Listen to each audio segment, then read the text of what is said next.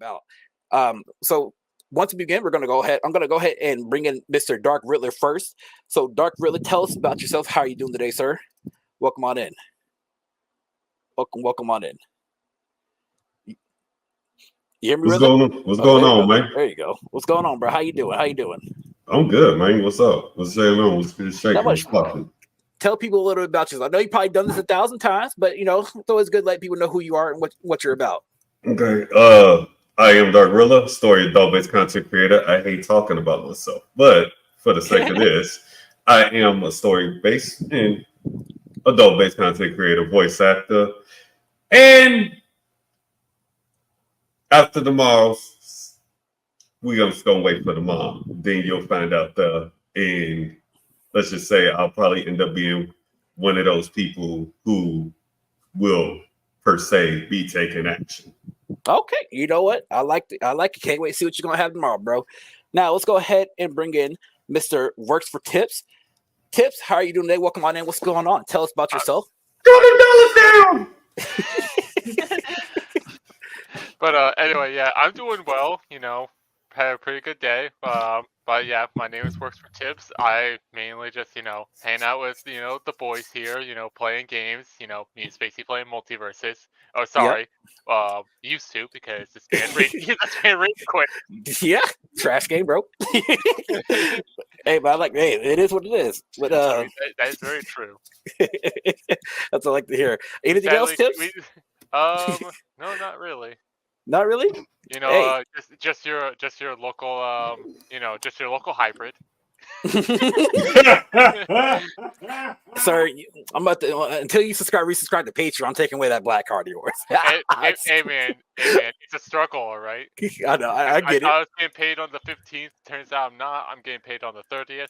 But even then, that's a good thing because then I can be subscribed to you again. I can have money again. Oh, heart. You're not just kidding. Whatever. All right. So the next person bringing it. Thank you. Well, thank you, Tips. I'll tell you thank you later. You know what I mean? Just kidding. All right. Let's go ahead and bring in Tazar GG. Tazar, welcome on in. How are you doing today? Hello, gentlemen. Hey fam.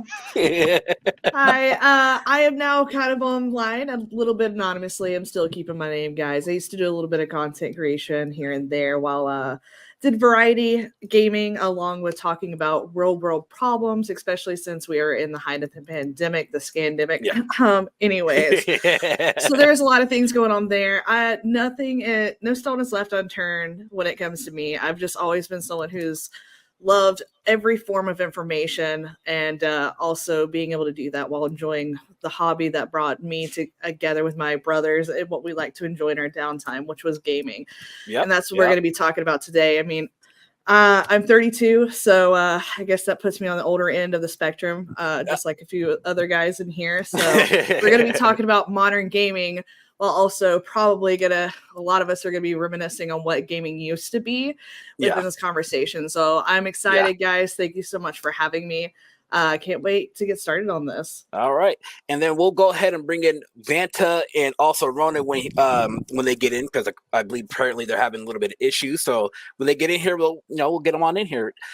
So once we get in here, since we're getting in here anyways, modern gaming, guys. So when it comes to modern gaming, like I stated earlier, there's a lot of grievances that people have where whether you either like these games that are coming out, where you don't like these games, where sometimes you just want to enjoy yourself, and there are also people that want to ruin your enjoyment. And that it is what it is. But modern gaming now, at least from the 2010s to the 2020s, have changed tremendously in terms of game development, the player base, and consumers. So, I feel like though it's time for us to have this conversation and kind of get move forward, see what we can do, and also what kind of what enjoyment have you been getting out of modern gaming or just gaming in general this last decade. So the first question I'm gonna ask you guys today, and anybody can answer the question here. Actually, matter of fact, it looks like before we begin, we have Ronan joining on in. Ronan, are you good? What's going on, Pit Balls? Yep, we can hear you. Good? You good? Yeah, we can hear you. What's up? Hey, it works. You're going to end up hearing everything in my room, though, because I don't have that Mixer app set up on my laptop or my tablet, but Sir, it is did okay. I As just long get louder? I think I you just got did, louder. but you did, but it's okay. It's okay. Ronan, tell us a little bit about yourself right now. Who are you? What are you about? And how's that Dragon Quest going for you? Yeah, I haven't played video games in like 3 months. So I don't know, but I've been playing Dragon Quest. And it's good. All right. It's good. It's chill. It reminds me of Pokemon. Yeah. So hey, it is what it is. You're finally taking that step into Dragon Quest. So I feel it, dude. I really do feel it. He used to being called Pit Boss. That's what he used to. That's hilarious. Okay, so for the first question for you guys here, all right. Now, this is gonna hurt everybody here, but how do you feel, or better yet, do you prefer single player or multiplayer games in this current today's gaming landscape? How do y'all feel about it? What do y'all think? No, Tips, we'll go ahead and go with you first. We're gonna go through everybody here. Tips, how do you feel about it? Multiplayer. Let me go last. Oh, okay. We'll let you go last. He clearly has something to say. Oh, clearly. I'd just rather go last, honestly. Okay, no, it's okay. So either way, pretty much, I enjoy both single player and multiplayer. They have their they have their fun in either or. But if I'm being honest, I do enjoy a little bit of single player more, just because at least when it comes to single player games, there's usually a story, and yeah, why not have play a game that has a story and try and enjoy it. Unlike multiplayer games where it feels like nowadays they're really all they are is just live service. Yeah, that is very true. Just like games that do have a multiplayer mode, but it's just like a story mode. It's like that's mainly just like something to enjoy with a friend, but either way, it doesn't matter too much.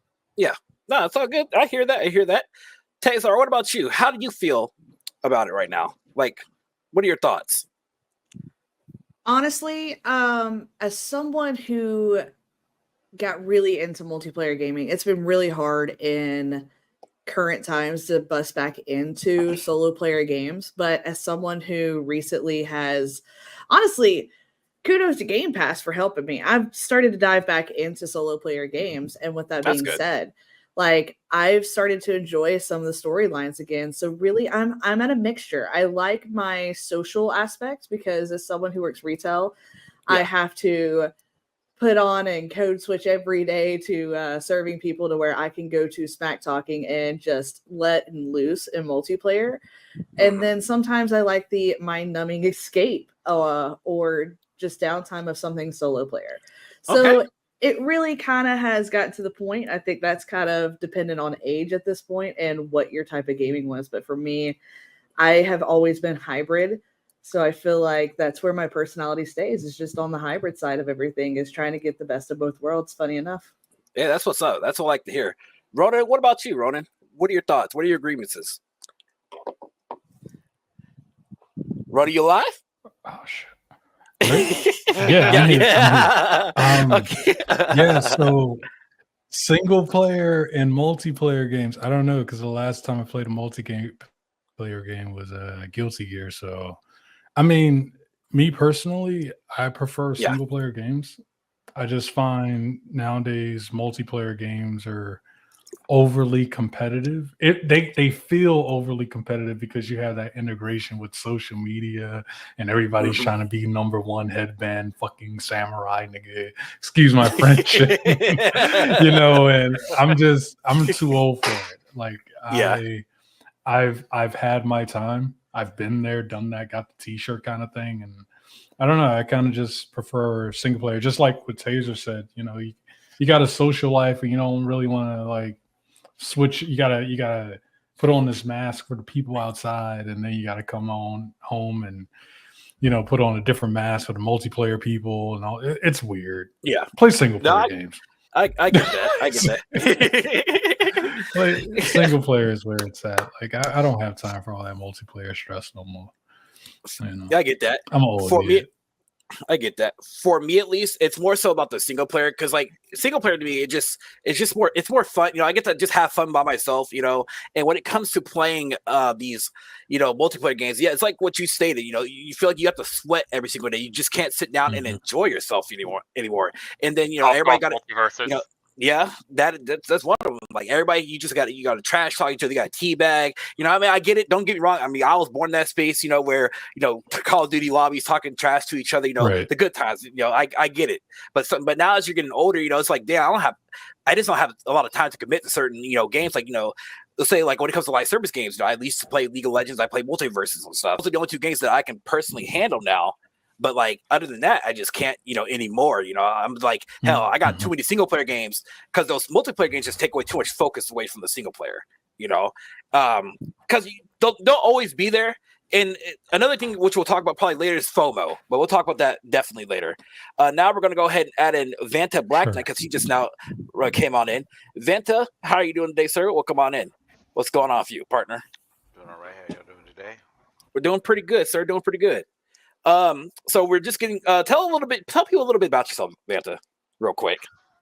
Yeah, give like a 5-10 sentence description about yourself. Black's bringing me in with this shit. Just Ryan Vance, black guy. I've been around for a little bit, not really doing much now as far as streaming or anything, but I like the game. I like to play a lot of JRPGs and FPSs. So I feel try that. to have some reasonable takes on what's going on in today's world. Okay. So what I asked everybody so far is, do you prefer single player or multiplayer games in today's gaming landscape? You asked me. Yeah, I'm asking yes. Definitely single player. It allows me to pace myself. I don't know. I'm kind of so. There's only very few like multiplayer games that I've actually really enjoyed over the years, like especially nowadays. Yeah. Stuff like Titanfall. Usually there's like a gimmick or something involved. Stuff like Titanfall and whatever. But outside of that, yeah, like single player is probably where it's at. Which is a shame when like every studio does not seem to want to invest in that shit at all. No, you're not wrong. You are not wrong. That is very true. Very, very true. Now, Dark Riddler, since you wanted to go last, sir, Mister, how do you feel about single player and multiplayer games, Riddler, Mr. Story-based content creator? I mean, if you watch my content and you know my track record, I'm all for single player. Like, I don't see the point anymore in multiplayer games. I don't like, if I want to be social, I got social media for that. So I feel like being social. Like, when I play a game, I have no reason to be competitive. None. Yeah. Unless it's just like, if I want to be competitive, I can hop on my phone, turn on DraftKings and be competitive that way. At least then I'm making money. At the same time. Yeah, like, that's true. I like to immerse myself in games, in the characters and everything else. You really can't do that multiplayer. Yeah, no, you're not wrong. You're not wrong at all. Well, in fact, let me change that. You're limited to a degree. Like, it's like I said, I'm more into the whole more heartfelt, dark, whatever, learning about them and stuff like that, getting into the lore, XYZ. Like I was telling you earlier, like last night, I literally sat there and I deep got into learning more about the Sisters of Battle lore in the whole thing. Like, like literally probably about 3 hours just while I was doing my thing last night. I was sitting there listening and everything else. And like, I actually 100%, I walked away after I was done. I was like, damn, I really did learn a lot. Like, there's actually a lot involved with it. The lot that they've done and everything else. It's like kind of fucking amazing. But I will say they're the perfect example of what happens when religion is taken to the extreme. Yeah. Yeah. Yeah. You're not wrong. They're serious. The ultimate irony about all that, everything Warhammer is like, the Emperor was explicitly saying, "Don't worship me." No, I get that. I get that for sure. But I will admit this. I like the fact that every time they open up a new section, they literally name it after somebody who generally died for their cause. Like once you really like get to looking at like the different sections and tiers and everything else, like almost every time they branch off, they naming that new one after somebody who died for their cause. Yeah, I think that's pretty fucking cool, honestly. That's a good way to like do a remembrance to that person. I'm just glad that you're finally getting into Warhammer, sir. It took you long enough. But I'm glad you found somebody that you enjoy. So that's a good thing. Oh yeah, definitely. So the next question I'm gonna ask y'all, all right, how do y'all feel about the rise of indie games versus AAA gaming in this space right now? We'll go ahead. We'll start with Tazar first, since you're the guest of honor here. I don't know how, but all right. I mean, okay. Whenever somebody at gets this honor. point, to be real, like, are we able to really tell the difference between the two at this point, besides the fact of how much money it costs? I mean, let's look at it. We have quite a bit of great indie devs out there, and I think AAA has. I mean, hell, there are. Didn't they try to start calling themselves Quadruple?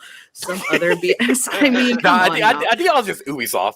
I can't anymore. Like, let's be real. I mean, they don't even sell us hard disk anymore. We've gotten to the point of where most players are also doing digital. So, like, you notice most indie games are between the $20 to $30 range, where your AAA game's $70 fucking bucks. Yeah. I mean, come on. Yeah. And I'm not getting nothing physical. Like, and let's be real, most of us are still also paying for live service if you're on console. And at any time that your service gets denied, you're locked out of your game catalog now. Yeah, that is very true. Just saying. I mean, there's a lot of things that you're kind of looking at here, but as far as the state of games and how they're playing, honestly, I'm tired of paying these big companies. They don't give a shit about us anymore. They're getting very lazy about their story writing. There's the story richness isn't there anymore. I don't feel like I'm in Spyro. I don't feel like back in the day. I don't feel like even for Mario, as simple as it was, it really wasn't a story. I still felt like I got to go get Peach, but everything else feels like, so what are we doing here? Like, they're battle royales. They're just things that are here and there. And I don't know, man, like the state of games, it's really a toss-up. I feel so milquetoast with my answers, but hybrid on it. But when you can't really decipher the difference between an indie dev and a AAA, I mean, that says a lot about the state of games too. Yeah.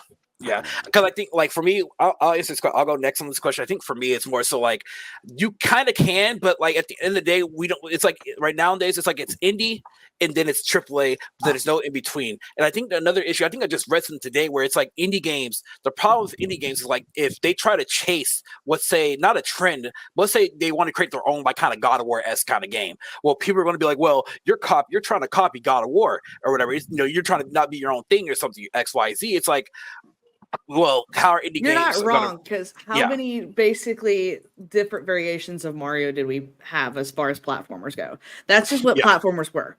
Like, it's just a category and a genre of game. Yeah. And that's what people kind of lose on the subject. It's kind of like when you're looking at movies. Every single plot line, every plot line has been written just about, okay, guys? It's just how are you executing it? Yeah. Yes. And that's what it comes down to in these games as well, is how are you executing the game?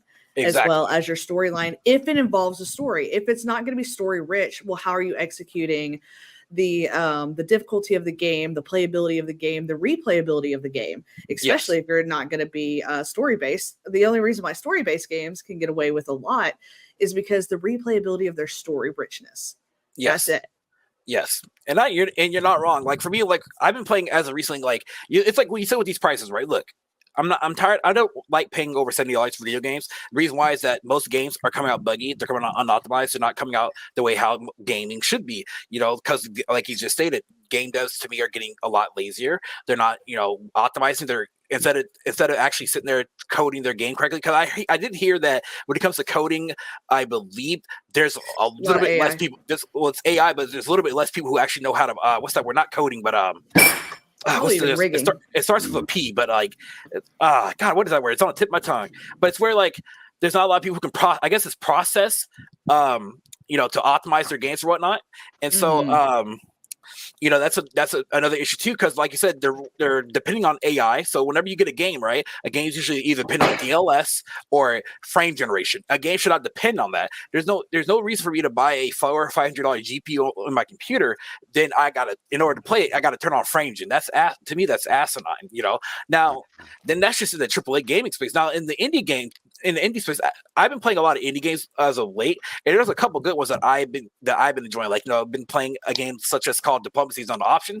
It's a pretty addicting. It's a simple game with a simple story, but it's a funny story because they executed it pretty well. And then you just got to battle. It's you being the king, killing your sirs. Basically, long story short. Because they're revolting against played another game called Cataclysm, because there are some hidden gems out there. And like those hidden gems are the ones that kind of get you off or get you away from those AAA games. Now, when it comes to AAA, the most recent games that I bought was like Final Fantasy 16, which I kind of I'll talk about that a little bit later. I bought Silent Hill 2, and I bought Metaphor. Metaphor, out of those 3 games that I recently bought, and also Vision of the Mana, out of those 4 games, Metaphor is probably the best in terms of performance, because I don't got to turn on no DLS or no frame gen. The game just runs. Silent Hill, I had to turn it from DirectX 12 to DirectX 11 just to get the game to like run at a decent performance. Final Fantasy, I don't even want to talk about that shit.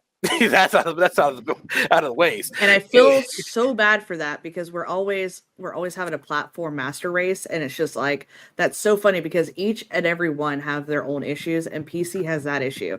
Y'all have the optimization issues.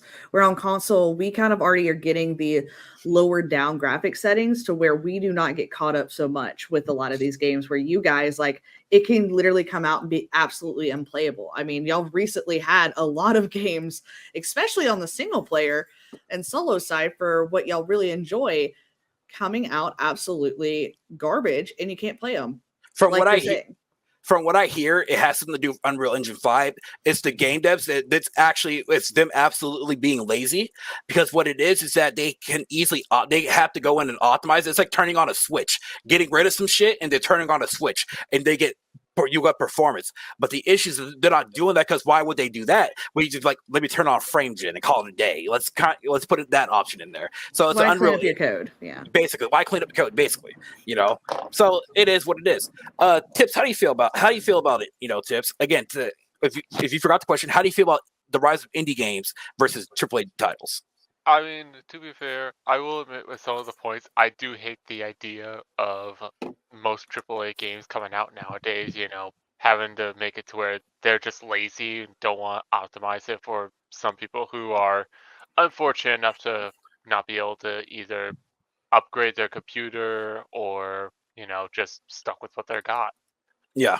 And like I said, I've seen how Silent Hill 2 looks, and it's like, I know that the game, it's like, it was a game that everyone was looking forward to, a remake of a already classic game, and it looks like fucking ass. Well, not, I shouldn't say it looks like ass, but it plays like ass if you don't have the right settings on PC anyway.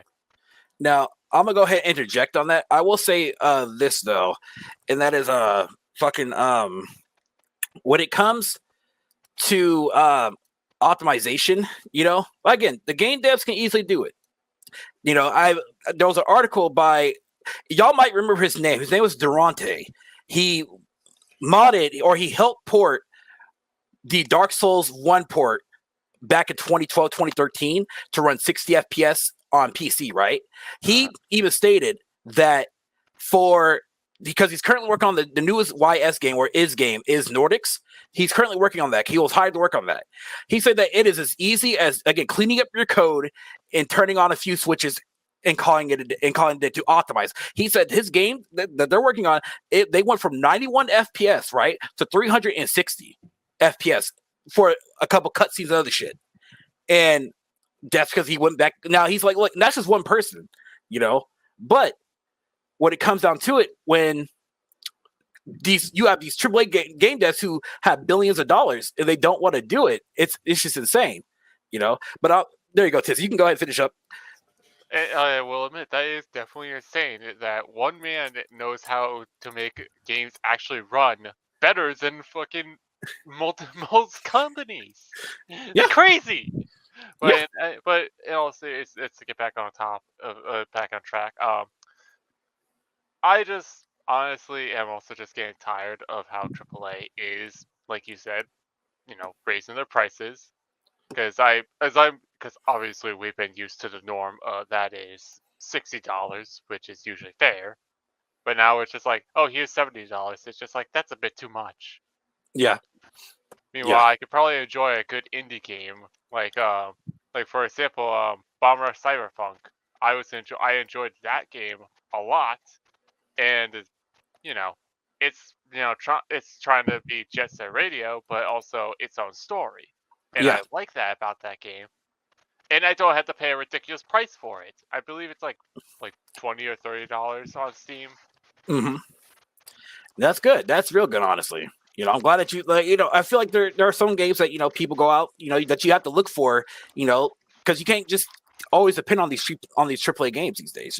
That's what the indie sector is for. Vanta, what about you, Vanta? How do you feel about the rise of indie games versus AAA? Honestly, I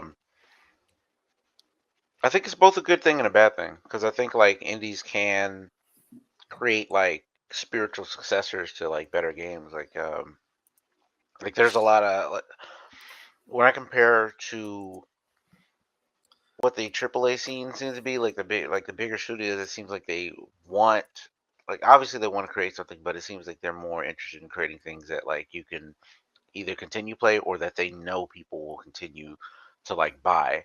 Like I was just thinking about how they remade Resident Evil 4 and they remade Resident Evil 3, and there's controversy in both because technically we didn't need 4. It was good. I'm not going to complain about it, but we didn't need another. We didn't need it again. Yeah. And then 3 was like you didn't really fully remake the game. You didn't really do what you were supposed to do. So it's like it kind of shows like it's weird that they don't seem to acknowledge it or don't seem to want to keep adding to it. So it's like if somebody else wants to make something else, like I love seeing other people make their own spiritual successors. Like Parasite Eve is dead, but there's another game that I saw that was a successor. There's Crow Country. There's all these other games that are coming out that are like somewhat like just like the games that we used to play, and some of them even have the same graphical detail or lack thereof because they recognize that that is an aesthetic art choice. Yeah. And I can appreciate that over companies that like really, I feel like just in general entertainment companies don't want to take a risk in the way that some guy making his first game or group making their first game wants to and is able to. So it's like, yeah, I'm glad we're able to experiment because I feel like without indies we wouldn't have a lot of like new age classics that we have now. So Yeah, no, I like that. Ronan, if you're still here, what about you, Ronan? What are your thoughts, Ronan? I know you're probably doing something. If you can't answer right now, really, we'll head on to you. I'm not doing anything. But it looks like no, dude. It's okay. go ahead. I'm here. You can hear me though, right? I don't want to. Yeah, we can hear you. Unmute my mic, and every time it's like, "Can you hear me? Can you hear me?" No, you good. No, we can hear you. We'll let you know. No, I fucking love indie games, man. They can pose a problem because they could. I think AAA devs could probably take somewhat of an influence on what indie games are doing, and they're trying to take it for their own. If that makes sense, I hope that makes sense. Jesus. But I love the indie games. I love what they're doing nowadays, and it gives more of a competition to the AAA guys because the AAA studios don't seem to know what they're doing. It feels like they know what they're doing. They're making a game, of course, but it just doesn't feel like a game when they do it. It kind of feels like a vending machine. You got the game like a Fortnite, for example, right? The live service shit. You get the game, turn it on, and it's free, but you got to buy all this other shit. You don't have to, but they're always pushing it, and they're always trying to get you to spend more on things that you shouldn't even have to buy in the game.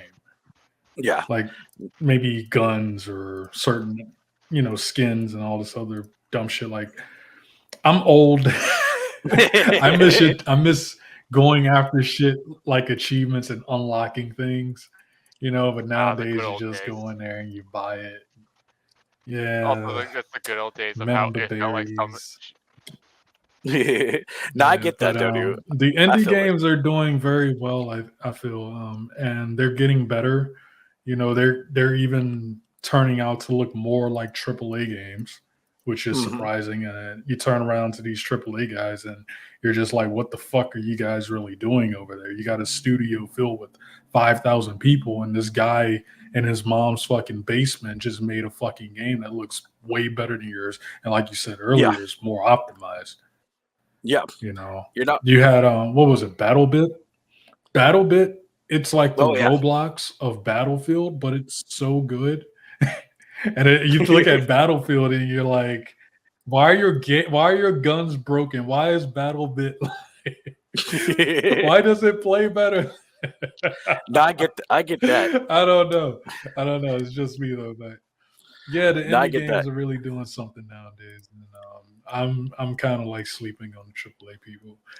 So I don't know. No, I understand that. Play more Ridley, indie what about? games. They're cheap. They're fun.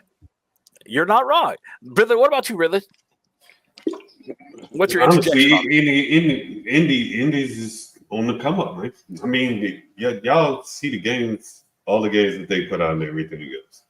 I get it. Yeah, we ain't gonna like every single last one of them. We're gonna have our gripes with every single last one of them. But you could say the same thing about AAA stuff. Everybody got their gripes with AAA games nowadays. You could have that same energy for indie games. But I mean, at the end of the day, it's like in most cases, are you giving someone a chance? Are you doing this? Are you doing that? Like to me personally, and I've spoke about this before, I feel like the whole bad biter is just gone. Like people act like they really just can't do a bad bite. Because as far as I'm concerned, you can have your favorite game in a series and buy that next one that comes out and say, you know what? I just wasted $60, $70. I generally just don't like this game. Yeah. It's the same concept. Like I like me personally, I'm not a fan of demos. Mm-hmm.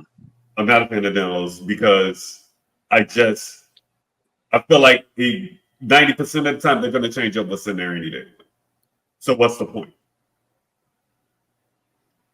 And while I get indie games and why they have to do it because You're not a fan of demos? No. You don't like I'm demos? not a fan of demos. No. I'm a strong believer in if I'm gonna buy it, I'm gonna buy it, regardless. Like no demo's gonna tell me if I'm gonna like it. If I want it, I'm gonna get it. If I don't want it, I don't get it. No, I get that. I get that. Like That's fair.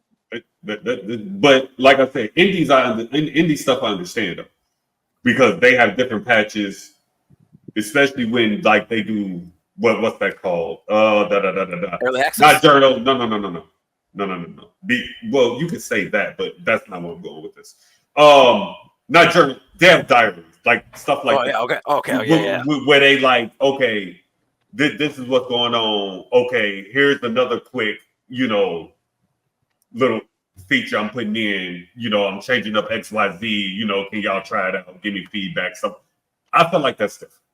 Yeah, because you're actually helping with the progress of said game. They want you involved. They want your help, obviously. Yeah, that's cool. I'm all for that. Definitely 100%. Mm-hmm. But if we're going straight demo, nah, I'm good. Mm-hmm. I get that. For me, I use demos as a way to kind of just get a taste. Now, I ain't gonna lie. I'll be that one person say, when I was back in the day, I used to, sail the high seas back in the day. That's how I used to get my first taste on certain games I wanted to buy. But then, once you start working, you start to buy your own game stuff. But then, demos to me, basically, long story short, they're there to give you a taste of what the game's supposed to be about. Because when it comes to a game demo, I only play the game demo literally for about 30 minutes. Because that 30 minutes is going to determine where I like it or not. Because they should show me up front, like what all the mechanics, gameplay that they're having, part of this game. And once that's said and done, I'm like Metaphor. I played about 30 to 1 hour Metaphor. I was like, I like it. I'm picking it up. That's a buy. Because I know I'm getting into it when it comes to Atlas. So I get that. The last thing I want to interject on is when it comes to like you said, this whole rise of indie games and stuff, right? Is that one thing I forgot to mention is that indie games or indie devs can do things that AAA cannot. So when it comes to, as you guys know, we have these long ass dev cycles, which are like what 6 to 8 years for one singular video game.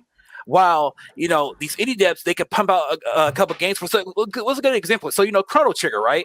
Chrono Trigger has been out for many years. People loved it. People enjoyed it. People always wanted a sequel to it, right? But now there's an indie dev that's currently giving us a spiritual successor to it, and that is Threads of Time. And if y'all haven't seen that trailer, that game looks amazing. So and that's what people want. So indie devs can do certain things that game devs cannot, and that's what I love to see out of indie devs, because not everything, you don't have to always buy into AAA gaming. It's always good to support the small people here, and it's cool, and it's always cool to see like their indie dev story. If I recall from Threads of Time, they basically stated that, hey, me and my friend from high school, we both had this awesome idea to create a game that's that's like Chrono Trigger and shit. And guess what? 20 years later, they're doing it, and they're releasing it. And so I think that's really cool, So that's what I like, On to the next question here. This is gonna be a fun one here. What game didn't expect you expect to like, but you end up loving it?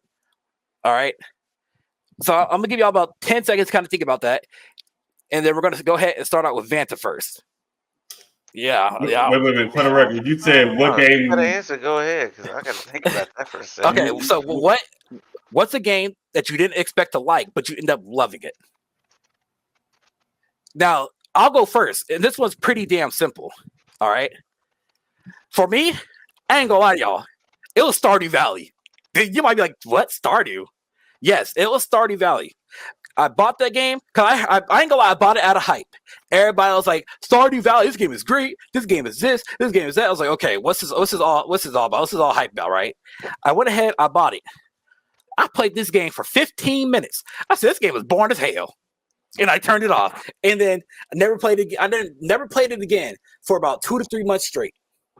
I come back and I'm like, you know what? I might have judged this game too fairly, right? Or too harshly, I mean. I turned it back on.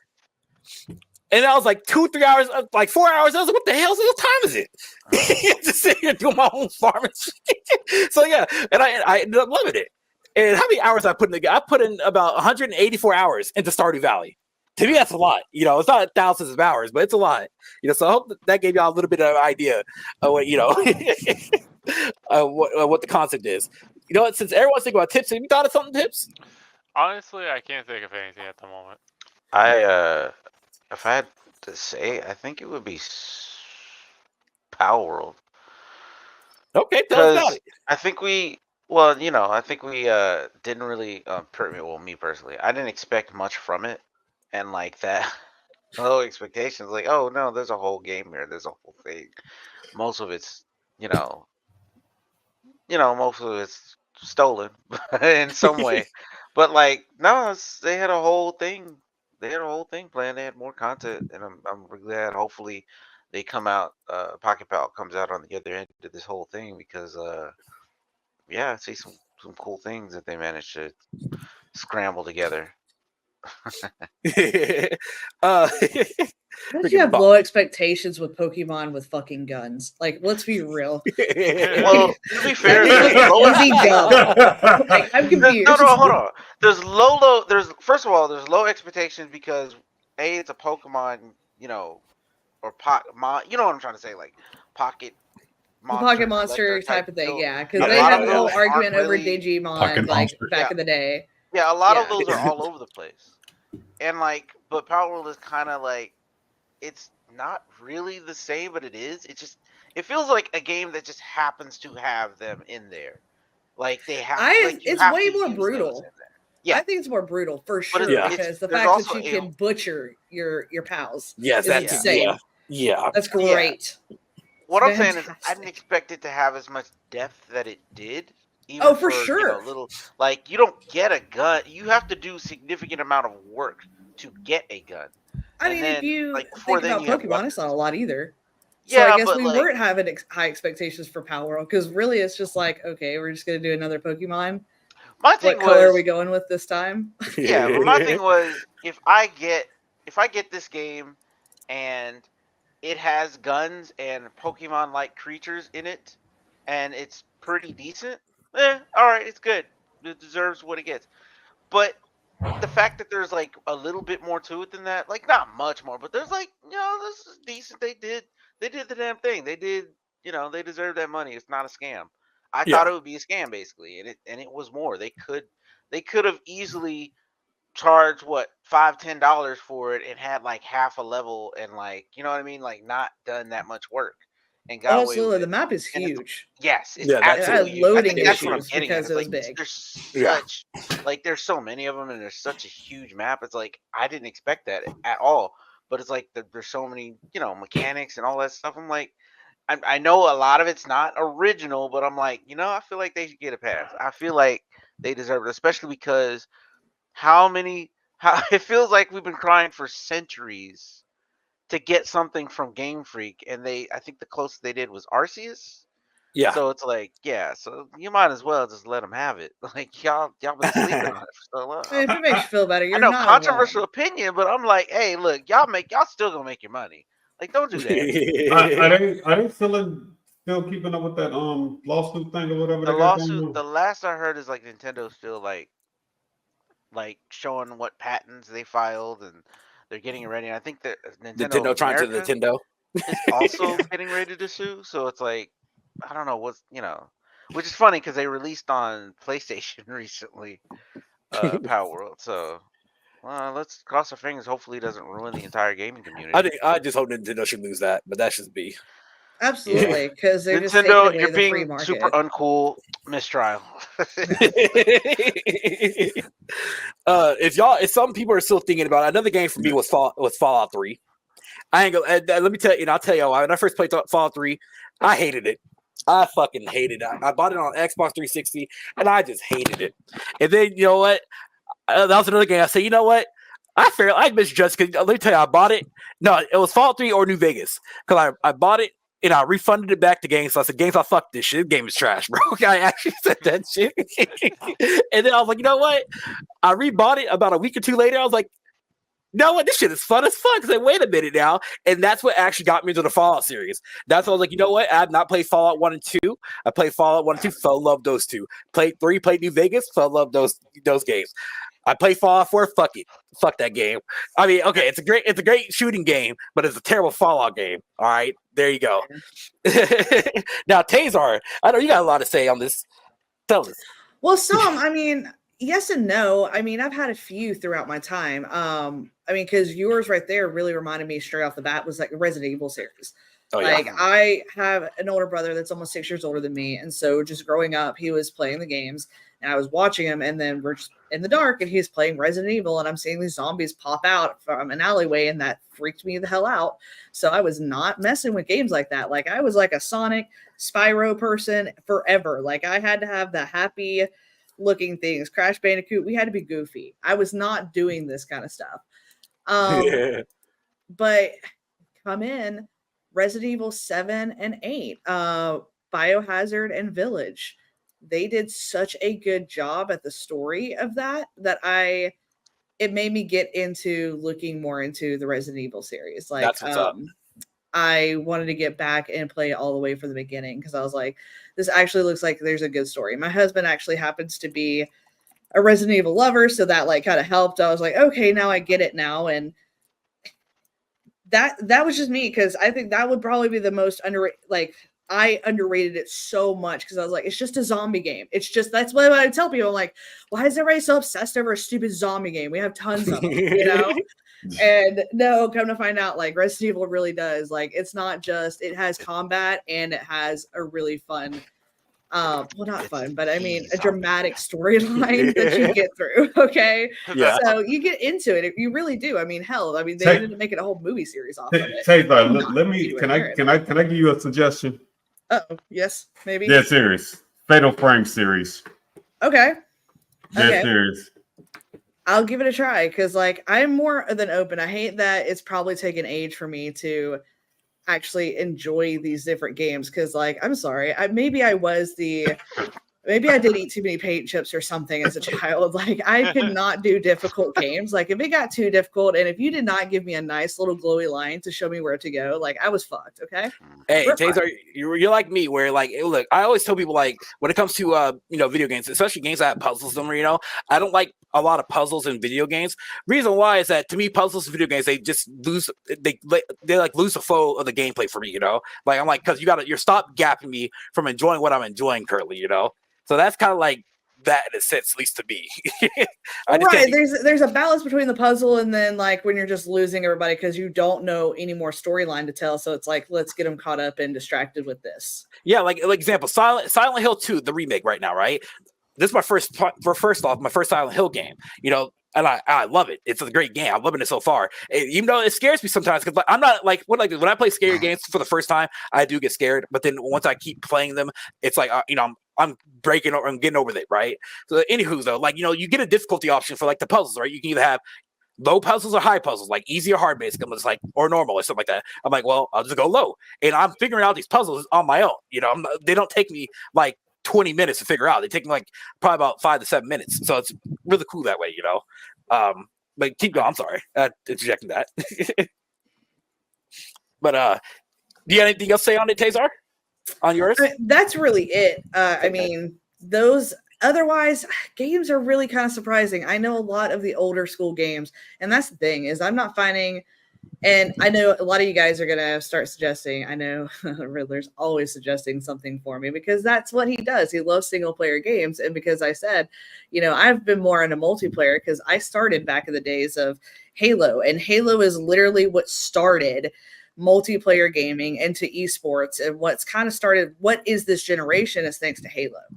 And Halo had a damn good story too. Halo so, was the game.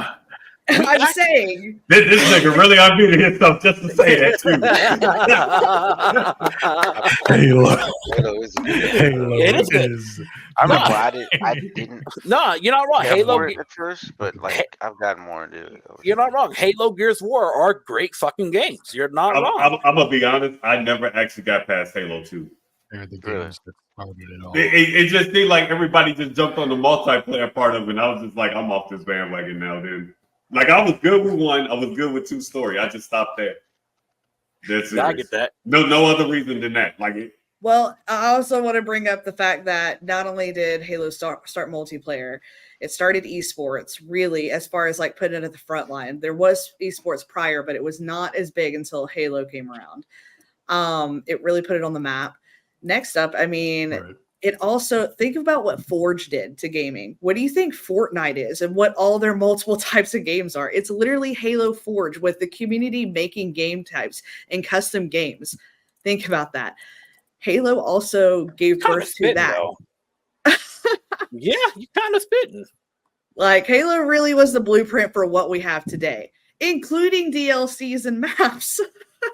Yeah. And how the money scheme works now. You can also kind of help Call of Duty on that. Hold on. The king of that is Bethesda and that horse armor. Okay, they don't want to start. They don't want to start at that. Okay, hold on. Actually, World of Warcraft. World of Warcraft. Actually, let's back it up. Okay, everybody does like to blame Call of Duty, but I think everybody forgets what World of Warcraft has done to people's wallets. Holy moly, that is insane. If you've heard of some hardcore players and what they have done when the mounts and things were not playable or rateable to get, if they were purchasable, how much they cost. And I'm talking hundreds to $200. Like it's wild. Like, hello. Tips, have you thought about what game? Yeah, I have thought about a game. I know that this one would probably surprise you, as it is a series I've talked with you a lot that I enjoy. And and surprisingly, that game that I kind of just remembered. We don't talk about Halo 4 and Halo 5 though. But it was Dragon Quest 9. Oh yeah. At first, so the main kind of reason I got the game was because my brother and cousin got it, and I knew it had multiplayer. And it's like, It's me as a kid. Oh boy, I can't wait to play this game multiplayer game with them. It's just like Sounded I'm just not like gonna. that. But anyway, yeah, it's just like I played the tutorial. It's like I kind of got a little bored with how it was because it's just like it was slow, but also it's just like I was kind of just like I don't really think I enjoy this, but it's just like I bought it's like I got it. It's just like I might as well stick through it, and then it's just like as I played the story and also figured out the combat, it's just like what, this game is actually not bad. No, that's what's up. That's what I like. Also, Roman, what about- like I said, oh, the multiplayer is what really sells the game, just because that's what keeps the game playing even after you beat the game. now, was that the game that got you into Dragon Quest, or was that just That was the game that got me into the series. Okay, that's what's up. That's what's up. I'm glad. That's something we can definitely talk about. Like 1.2. Hey, Tazar, you know what? Talking about a game. That's a game. The Dragon Quest series. That's a game series for you right there. Start with Dragon Quest 11. I have heard a lot about the Dragon Quest series and whatnot. See, I know a guy. Definitely one of them. Look, I know a guy who's very passionate about Dragon Quest. He goes by the name of TMO6. He'll scream to his lungs that you need to start with Dragon Quest 11. Toxic, man. Yeah, so get it. Well, also, I just really want Dragon Quest 9 to get a remake. Let's be honest. It's been over 10 years. It's the only Dragon Quest game that has not gotten a remake. Dude, let me tell you, Toxic's been saying that too. He's saying a lot of Dragon Quest games need remakes and remasters and shit. But niggas keep going for Final Fantasy. That's another conversation. I was going to say right now, we're in the age of Final Fantasy. Calm down, okay? Let the Final Fantasy people be happy, okay? Graying his peace with his layoffs, maybe not for long. But here's the thing: even if we do get something, it could also just be Japan exclusive. Because I even had this conversation with my cousin. He told me it's mainly just because regions have their own personal preferences, and when it comes to Dragon Quest, Japan has a lot of cultural significance with Dragon Quest. Yeah, for example, Dragon Quest 9, one of the main inn where you get your party members and stuff. They literally that was based on an actual building, and they had an event there back in the day. Yeah, it's just Dragon Quest 9 is popular because of all those references and stuff. Sadly, we don't have that kind of stuff here in the U.S., which can also play to a reason why it's not popular. Yeah, no, I get that for sure. But also Final Fantasy. You're gonna hate me That's because I had to Google what Dragon Quest was again to get off the top of my head, and I was wondering if it was the let's call it Dragon Ball knockoff. No. In a sense, okay. So Toriyama, I think what's his name, Yuji Horii, right? If I'm correct, he's the creator of the series, but Kiyu Tamiyama, he's he's the art director. I see he's the character designer, actually. Yes. So, so they technically both came around the same time. That is wild. Because you can see the art style very similar, and that's interesting. And also, Sebas J, thank you for the 15 months of being a member, y'all. Remember, you can become a member for as low as $3 a month. There you go. You do get some perks. Look up them perks. I'm not gonna name them all. I love that the Dragon Quest characters look like something from Dragon Ball Z. Well, yeah, because it's created by Kiyu Toriyama. It's like I want someone to change it to a Super Saiyan or something. Like when they do their pep up powers, they're like, ah! I like they're going Super Saiyan. Those pep powers are like legit. But they're kind of goofy looking to the extent of how, unfortunately, Kingdom Hearts did Final Fantasy characters dirty. Well, especially in 3, for sure. Because they didn't exist in 3. 3 was an alternate timeline. Okay. Because I'm actually going back and playing through it. I have not played Kingdom Hearts since I was like 10. So going back and doing this has been kind of funny. And my husband is a Final Fantasy 7, diehard fan, okay, and he's gotten the remake stuff. We stay on top of it. Yes, he's getting the extra cool steelbook bullshit. Okay. Man, I'm a Man, man. Damn, Tate, like so mean to him. No, Man, I love him for this, but like I don't do Right. physical copies of anything anymore. Yeah, y'all gotta realize she's really mean to us. I see. I'm I not. I Don't do that. But I am man, not abusive. man, I'm a He's big- better at COD. I Look. can never win in the 1v1. Shut up. Look, I am a huge Kingdom Hearts fan, and 3 was just trash. And I beat that game twice. I actually beat it within like 2 days, actually, twice. No, I played it all day on release day. No, really, you want to know who's actually me in this relationship? He's mad at me that I will not play Final Fantasy VII, but I will play Kingdom Hearts, which is just a Disney licensed version of Final Fantasy. Okay, He's not wrong. I mean, He's not wrong. He's not wrong. What? You're I mean, right. Final Fantasy VII is Play Final Fantasy. Final Fantasy VII is overrated. Though. It's all about 10, baby. I'm sorry. Oh. Hey, hold on. Now. Oh, Hold on now. No my Final husband Fantasy would hate you. overrated. He'd just Let's put the stop headset down and be like, I'm done. Bye.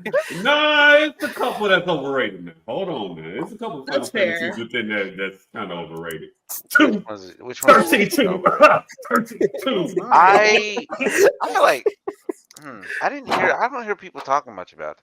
Everything I heard about 13 and the sequels is just like that it's bad and the sequels are better. No, it's only Well, people. not that it's bad, is that it was what was it? People that only it's say it's too bad linear? because the first 8 hours is linear. Yeah. 13 That's the was other thing. one- People were like, yo, the first whatever hours are bad, but the rest of the game is good. And I'm like, Okay. You're trying to convince me to enjoy watch the One rest of the Piece. game, Chill I out. guess. No, It's like- because not happening. 13 was the one that started the whole entire trend where yes, the first like 5 to 8 hours is linear because in Final Fantasy 16 the first 5 hours is linear. Like you got to bore through like the whole just do this until you're finally able to do what you need to do. And they made that into like a hybrid Devil May Cry open world game. Let's not even start with Final Fantasy Online. How many hours you got to get through before apparently it gets good? I couldn't get through a tutorial, but here we are. You know what? I'm still like, I say this as somebody who like, damn, I really do want to return to that game someday. I just need like people to play it with. It is hard to get. I'm not gonna lie, it's hard to get to that first part. But in all fairness, they did recognize that they, kind of messed up and they needed to, do it again. So apparently it does actually pick up. But the fact that it's a JRPG, an MMO and a JRPG means you really gotta get invested. Which if you're not, Let's be real. The only people playing Final Fantasy, 16 or whatever, the online is they probably got banned from WoW. 14. Yeah, 14, 14 okay. or what? They got banned from WoW. Not really. I would say most. Well, maybe, but I feel like most people are tired of WoW. Maybe. Well, no. I say this because I played it because I was genuinely curious about it. I never played WoW, but a lot of the people I do know did play WoW, but they were bored of WoW. Like they Could have like, been that WoW, plus the art style for Final WoW Fantasy has does been look better. out for it was Since on a 04, I downward think. trend. So Oh, it's yeah. like by the time that it was on a downward trend, like a lot of people were jumping on like To FF14. Final, yeah. So it's I like see. it's mostly it's not necessarily they were banned, they just got tired of WoW. Which I'm just you know, toxic. Can you tell I play multiplayer Now- too much? I got it. Now Riddler, or Mhm. Ronan, one of y'all can go. What games did y'all didn't expect to like, but you ended up loving it? Ba-da-ba-ba-ba. Roy, you got one? I'm surprised game, you're still Ronnie? on this question. Yeah, Skyrim. Ooh, Because Skyrim. when feel that. Skyrim before Skyrim came out, I was like heavy into Halo and Call of Duty. Very He finally said, I competitive. left that. And he then said, my "I left friends that were realm." telling me about how fucking like Skyrim was the next big thing, and everyone was talking about it. And I was like, I don't give a fuck about dragons and shit. Like, where are the guns?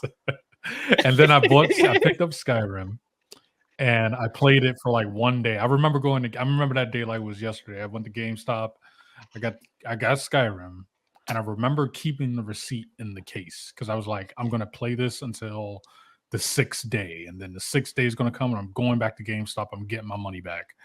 And on the 6th day, I decided to play. I played it once. The first day I got it, I played it for like an hour maybe, and I was like, this is not for me. So I just put it away. I went back to Call of Duty. I was playing something else, Halo or Call of Duty at the time. And, Poor guy. I think it was Modern Warfare 2 or 3. But yeah, I came back before I was about to go to GameStop that day. I was prepared, had everything in my backpack, ready to go. I decided to play Skyrim one more time. I was like, let me give this game a chance. And I played it for 16 hours straight. Goddamn. After that, and then I got into the whole like watching let's plays of Skyrim, and people were modding it on the PC, and I tried to do console commands on an Xbox 360. I had that keypad for the controller, Yeah. and when I see people on the YouTube doing the keyboard commands, like how to hack the gold and shit like that, I was trying to do it on the keypad and I couldn't do it. Poor guy. That game is kind of what got me into modding, just the modding scene on PC. He said he got away from the NPC that's a Call of Duty. Yeah, pretty much. Skyrim is kind of the game that got me into the his code broke. PC culture. It was when you learned your first shout.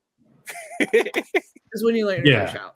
Absolutely. You get captured. 16 hours later. Oh yeah, don't worry about it. Don't worry. After you've already found out that you can't like restart or do anything when you're in a falling motion and you're just sitting on a rock. Stuck. We got TMO6 in chat. There he is. Oh, yeah. That's funny. Ridley, what about you, Ridley? My first Skyrim character was it was before the Vampire Pack came out actually, but I leaned towards more of like the evil side or things. Like it was I was just killing everybody. Sorry, but it I was always fun. become a vampire. Don't kill people. Vampire is great. Don't do that. Just do it in the game. Sorry, vampire is great until you forget that you can't walk in the sun. Ridley, what about you, Ridley? Yeah. Honestly, it was. I can honestly say it was Danganronpa. Danganronpa? Why is that? Yeah. Because when I was told about that game, and apparently it was more my speed and my thought process on things, my first question was, well, what kind of game is it? There was like visual novel. I'm like, huh? I don't want to play no damn visual novel. That means I gotta read this shit. They're like, nah. Nah. They was like, nah, dude, it ain't like that. They was like, bro, it's got court cases and everything else. Just like, give me 2 hours of it. I was like, fuck it. That same day, I went and bought it. Actually, I streamed it on Twitch. But I really got into it. I realized like a lot of the shit that was being said in there, because they talk about everything. Government, current state of the world, people, everything gets talked about. It's a lot of truths being talked about, spoken, discussed within Danganronpa. All the while, you trying to solve who killed who, why, and everything else. So I was like, okay. So I beat the first one. Then that's when I looked up more information. Come to realize I love Junko and Oshima. I consider her one of my spirit animals.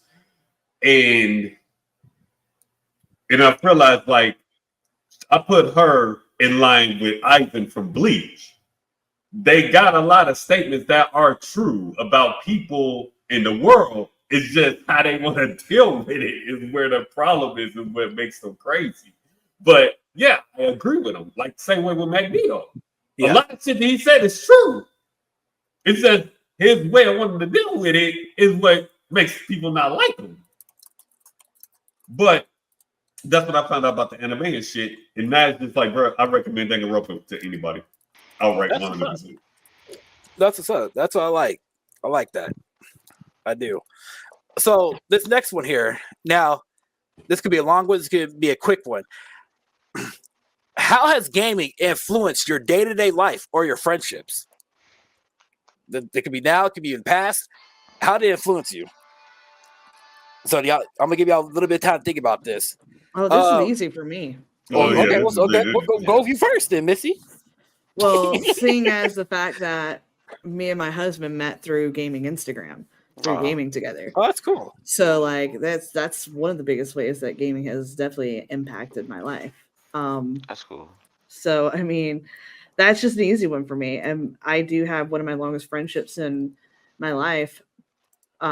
Is actually someone I met back in the Halo days. I've known him as long as I mean, I always have to ask him, like, so how old's your son again? Because that's how long we've known each other, is since his first son, and that's how I keep up with stuff. And so, I mean, no, I don't sit online as much as I used to because, like I said at the beginning of things, like I'm no longer a content creator as of now. I still flirt with the idea of going back, but as far as being out in the public eye, I'm kind of just enjoying my privacy for right now.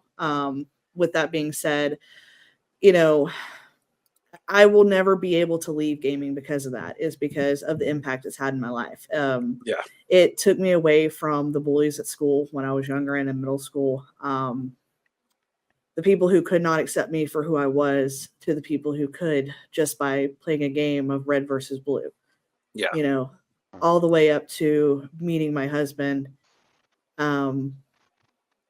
That's how much gaming has impacted me in my life. So that's why I said this is easy for me. It's always existed in my life. It's what's built a lot of my relationships, but probably also helped me mature a little bit faster than the people around me as well, because I was talking to people across the spectrum of multiple cultures across the United States because I had access to that.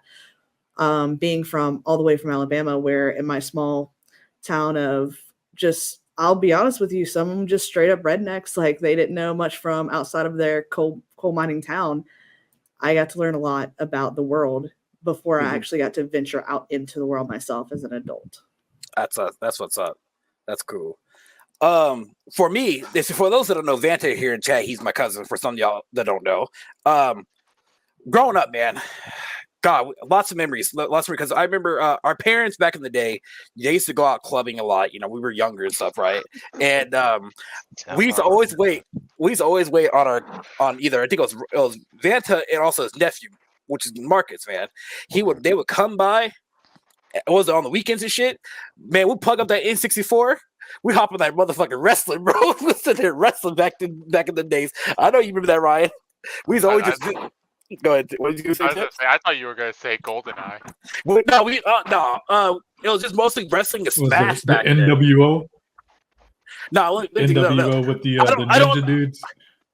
I don't remember. All I remember is that it was on the N64. It was probably Raw or something like that on the N64. I don't remember. But they had Kane. Of course, they had what's his name? Rafista. Rikishi, the nigga that would throw people against the pole and shake that ass. We used to play shit like F-Zero back then, Smash, bro. Those were the days, dude. So that's what really kind of got me at the game. I mean, of course, we had, my family, we had, my family, we were like middle class, poor-ish, back coming up and stuff, we had things, just not like things like a lot of people, or whatever, right? So like, over the years, I owned a Dreamcast, I owned a Sega Genesis. My first ever video game was Sonic the Hedgehog 1, Sonic Spinball back on the Sega Genesis. Classic games. My sister grew up with the N64. We had stuff like that, but we didn't have a lot. So what we got was what we got. Back. All my mom could afford was one game a month or something like that, or 2 games or something like that. That's all we got. We had to. We had to stick with it and shit. So that's like. That was kind of like what the impact is for me, and then like when cousins would come over and stuff, we all just sit down, play video games together, and get those kind of relations. Then coming online, playing certain video games online and shit, man. I think my first ever online video game was Call of Duty. That was Call of Duty Black Ops 1. That was when I was in high school. Like I was a gamer, but I wasn't like gaming like that until like high school. Because I was in sports, bro. I was doing football, I was doing a lot of shit. But playing multiplayer and stuff, I met a lot of people through playing Call of Duty. Some of those people I still talk today, some don't. One of my best friends growing up, his name was Kevin. He joins Discord every so often. We've been friends since we were in kindergarten. Hell, we used to play shit like Conker's Bad Fur Day. Multiplayer and shit. That white kid was a nerd though. That nigga was a kill, shitty heartbeat in that game, bro. But yeah, stuff like that, was good times for me. Good times. Ryan, what about you though? Yeah.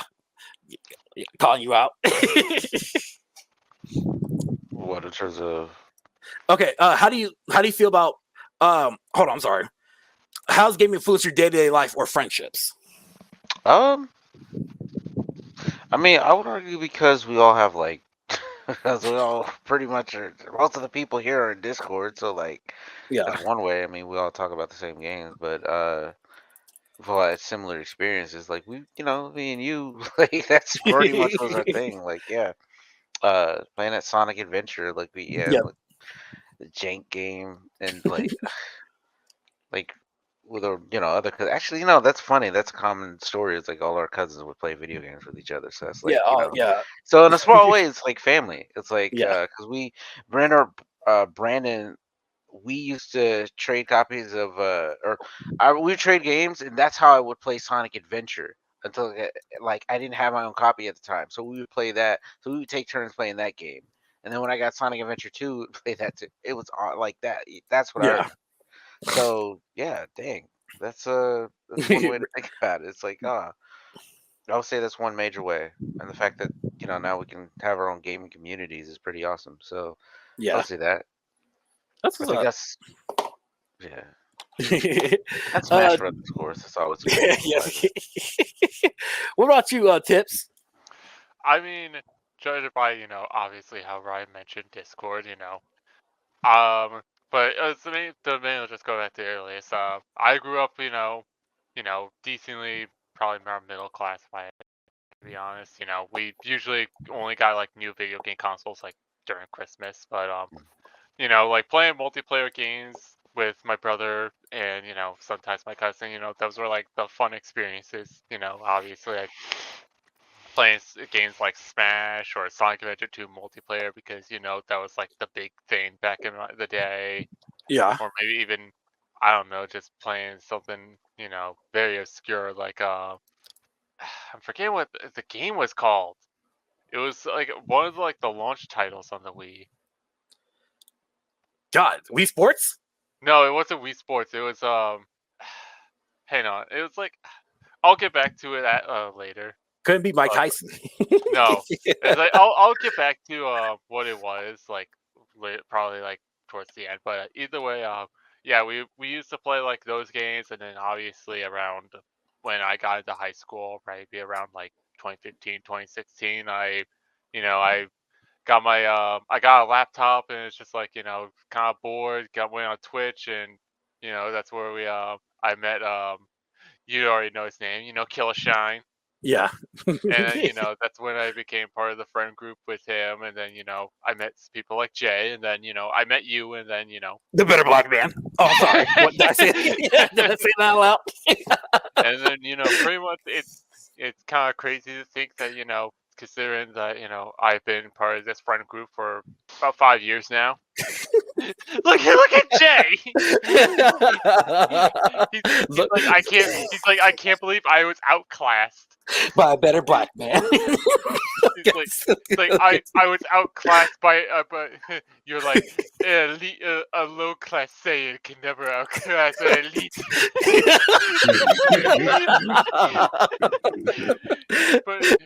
Monkey. Oh man. Oh my, yeah, outclassed. Oh my goodness, he dissed you, see. Yeah, I got you though, Tiz.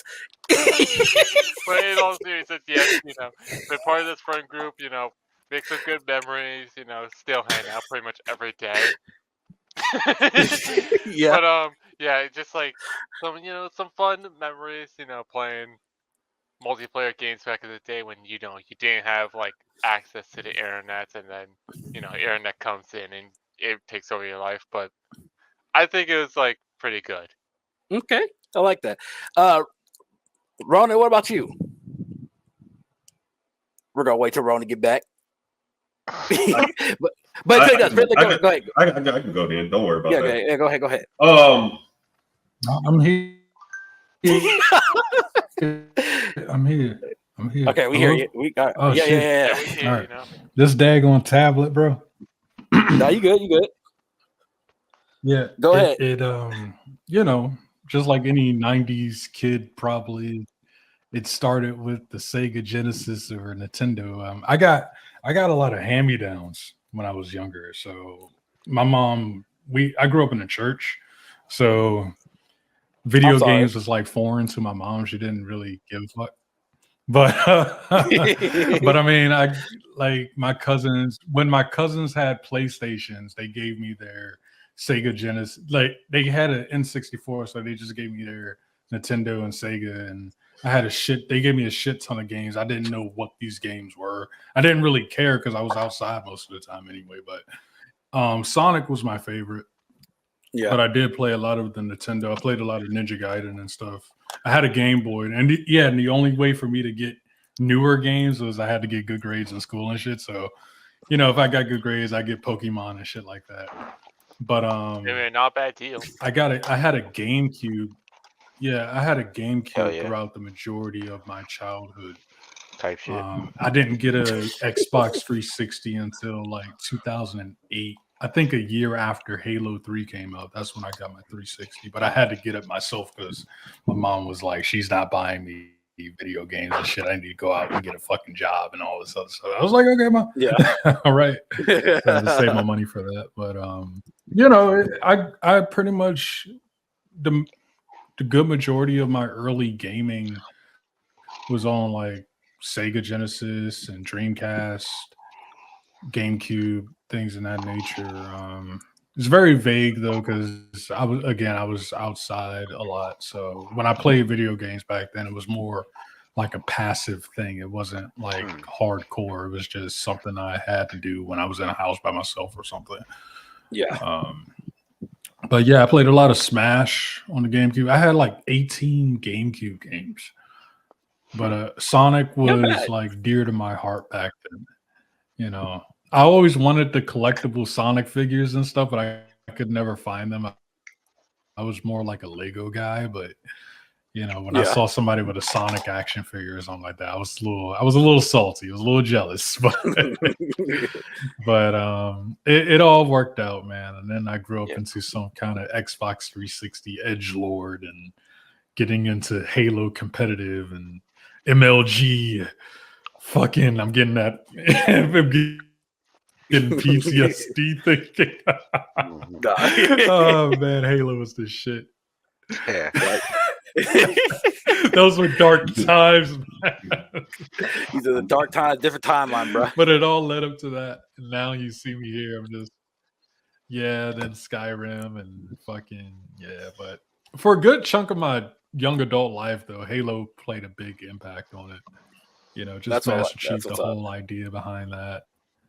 Because I didn't really have a lot of role models growing up. So I didn't watch like superhero. I like Batman and shit, but I didn't really like superheroes and things of that nature. But I kind of looked at video game characters as like role models and stuff. So Master Chief was one of them, I guess. But other than that, it's like just poor, like middle class fucking black guy over here growing up in the 90s. Have no idea what the world is, but hey man, but look at where we're at now though. We got what we need right now. I mean, we're all adults. We all came up through the struggle, but we all got what we need, now. We're making Things our change, younger selves happy. Right? Riddler, I know you guys say go ahead, Riddler. I just wanted to say this because I found the game. It was called Red Steel. Oh, I heard that game. Yeah. Okay, I heard that game. I remember that one. Oh, for me, shit, I'm gonna have to show my goddamn age. Oh boy. Started with Atari. Yeesh, Grandpa. And then below me. And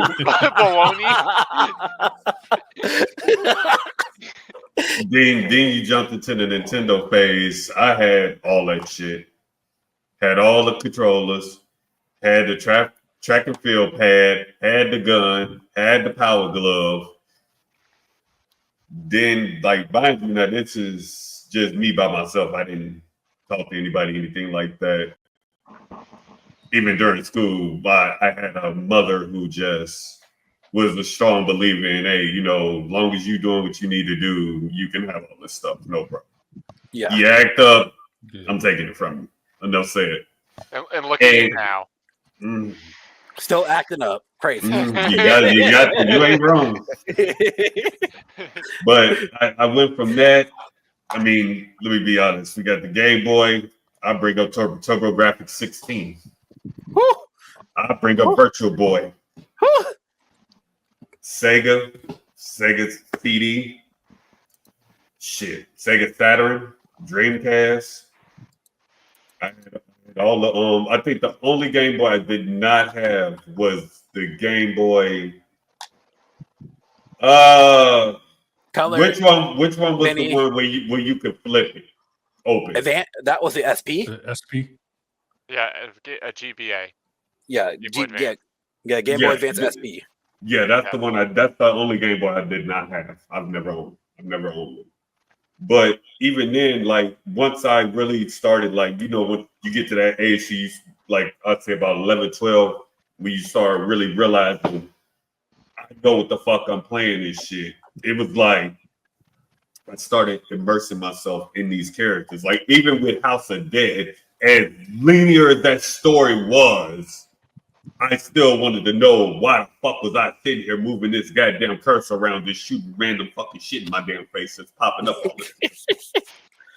It is actually an interesting that story, believe it or not. Once you got to play them all the way through though, but Yeah. it's actually interesting that story. But then I would even back then though, I was always like, okay, well, this is two people playing at the same time. I need to find somebody able to play this and stuff like that.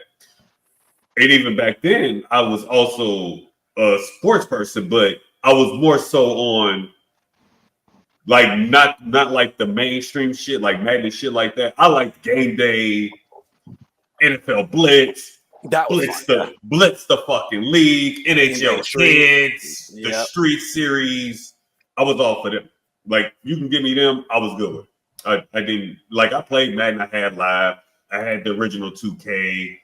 And all that stuff. But I was just like, bro, I want blitz. I want to be able to legal hit motherfuckers. I want to injure people. Shit like that. I liked all that shit. Like if you could get away with doing all the shit that was illegal in sports games, if they had a game for it, I wanted it. That was my mindset. Because like Blitz the League was that shit because when you hit them, yeah. Because Blitz the League was like, you hit a motherfucker, they made it so that you knew you hit their ass hard. Yeah. So I was like, yeah, that X-ray shit, baby. Yeah. I felt great. I love that game. Yeah, that was a great game. I will admit that. That was it. Man. That was the one. But even then, it was like, okay, so once we got fight over blood. Let's And you used to have an argument, you had your cousin shit like that. You had argue over controllers, who turn with this, all of that. But then once I really got into RPGs and shit like that, the original Sailor Moon back on SNES, still a great game to this very fucking day. I recommend it to anybody. But once I really started getting into that, that's what really got me into well, I was always into anime, like with Akira, even back to like Akira goes, Ghost in the Shell, Black Lagoon, Sailor Moon, some of the originals. But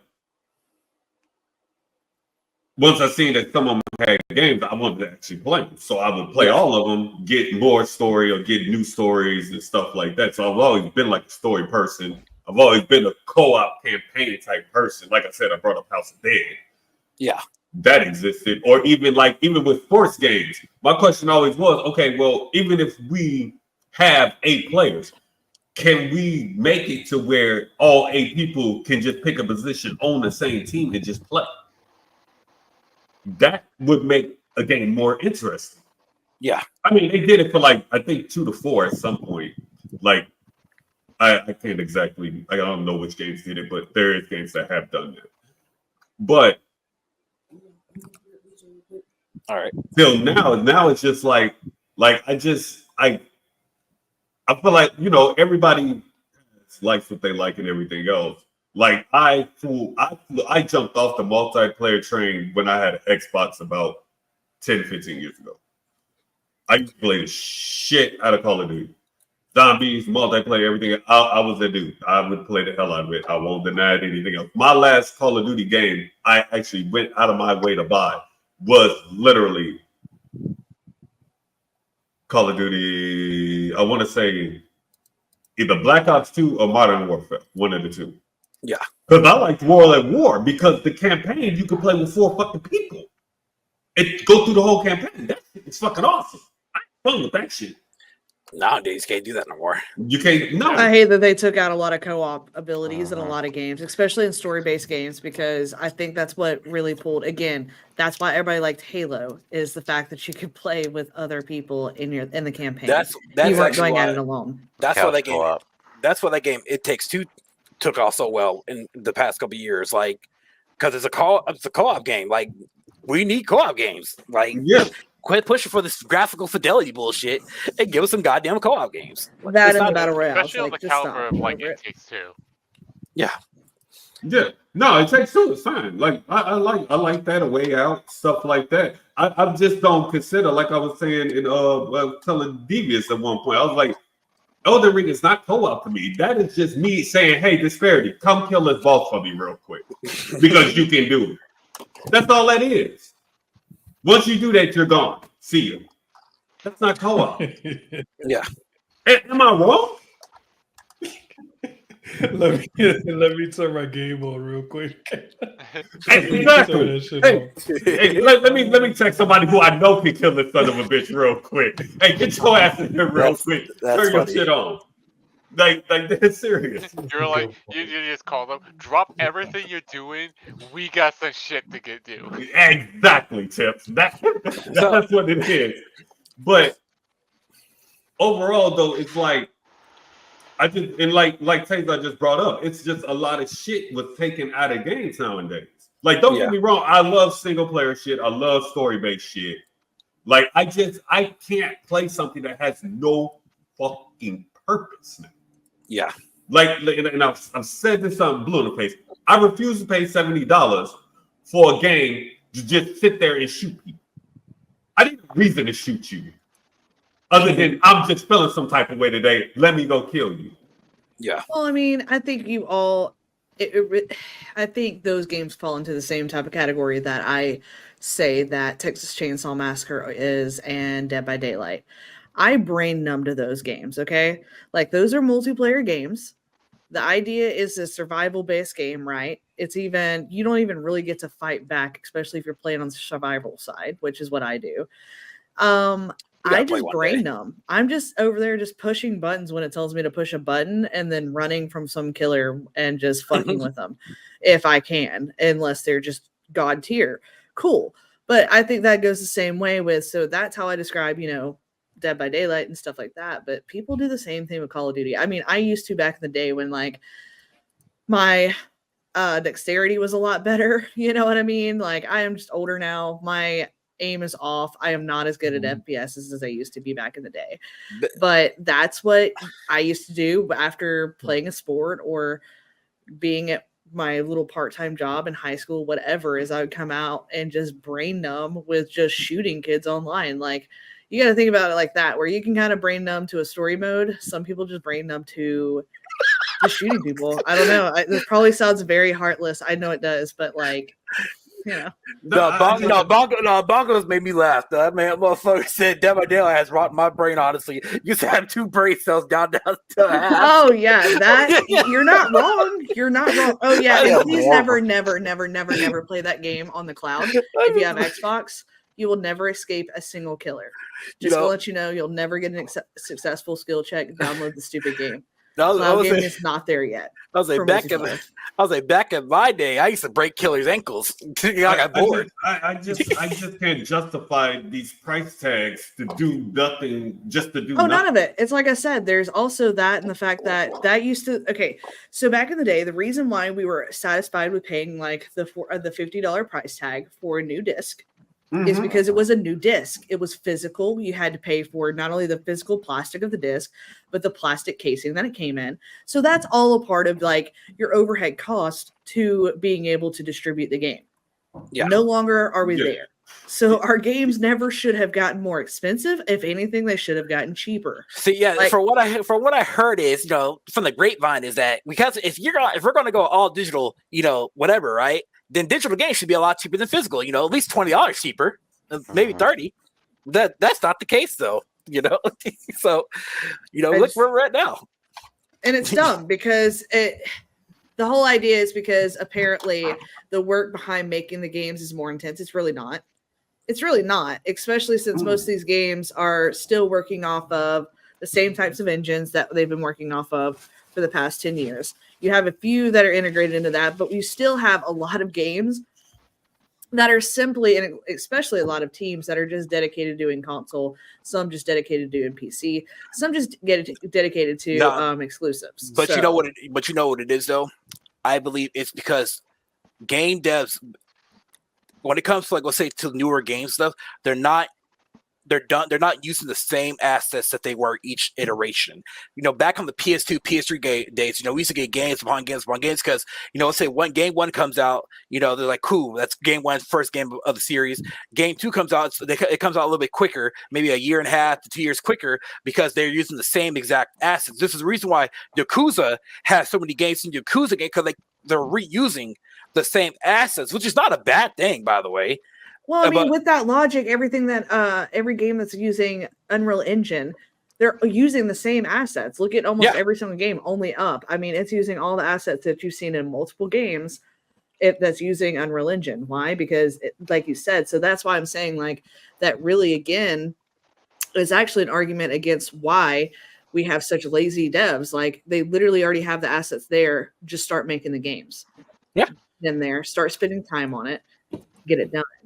Because it's like this is the whole point of why we're here is like we all have an opinion about modern gaming. It's obviously not in a good state. Obviously, otherwise we wouldn't be having these hardcore conversations. And let's be real, a lot of what we've had to say here tonight from a lot of our stories always goes back to something nostalgic about when gaming felt really good.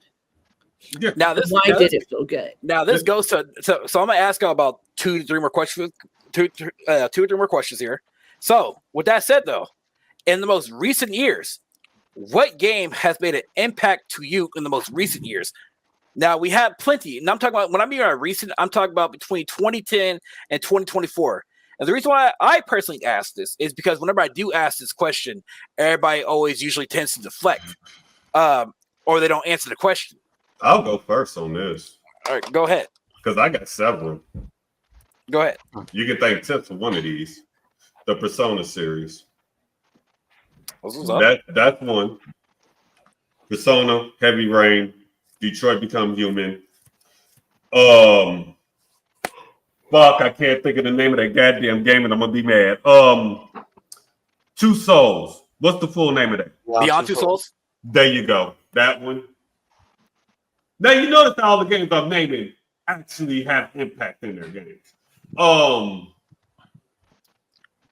played The Council. I have not played the last episode. But I recommend that one to anybody. Shit, fuck me. Oh shit. Kingdom of Amalur: Re-Awakening. I recommend that one to anybody. Mm-hmm. He said the last 10 years, it's a lot. I didn't play a lot of shit. Dude. Yeah, just name what you can name.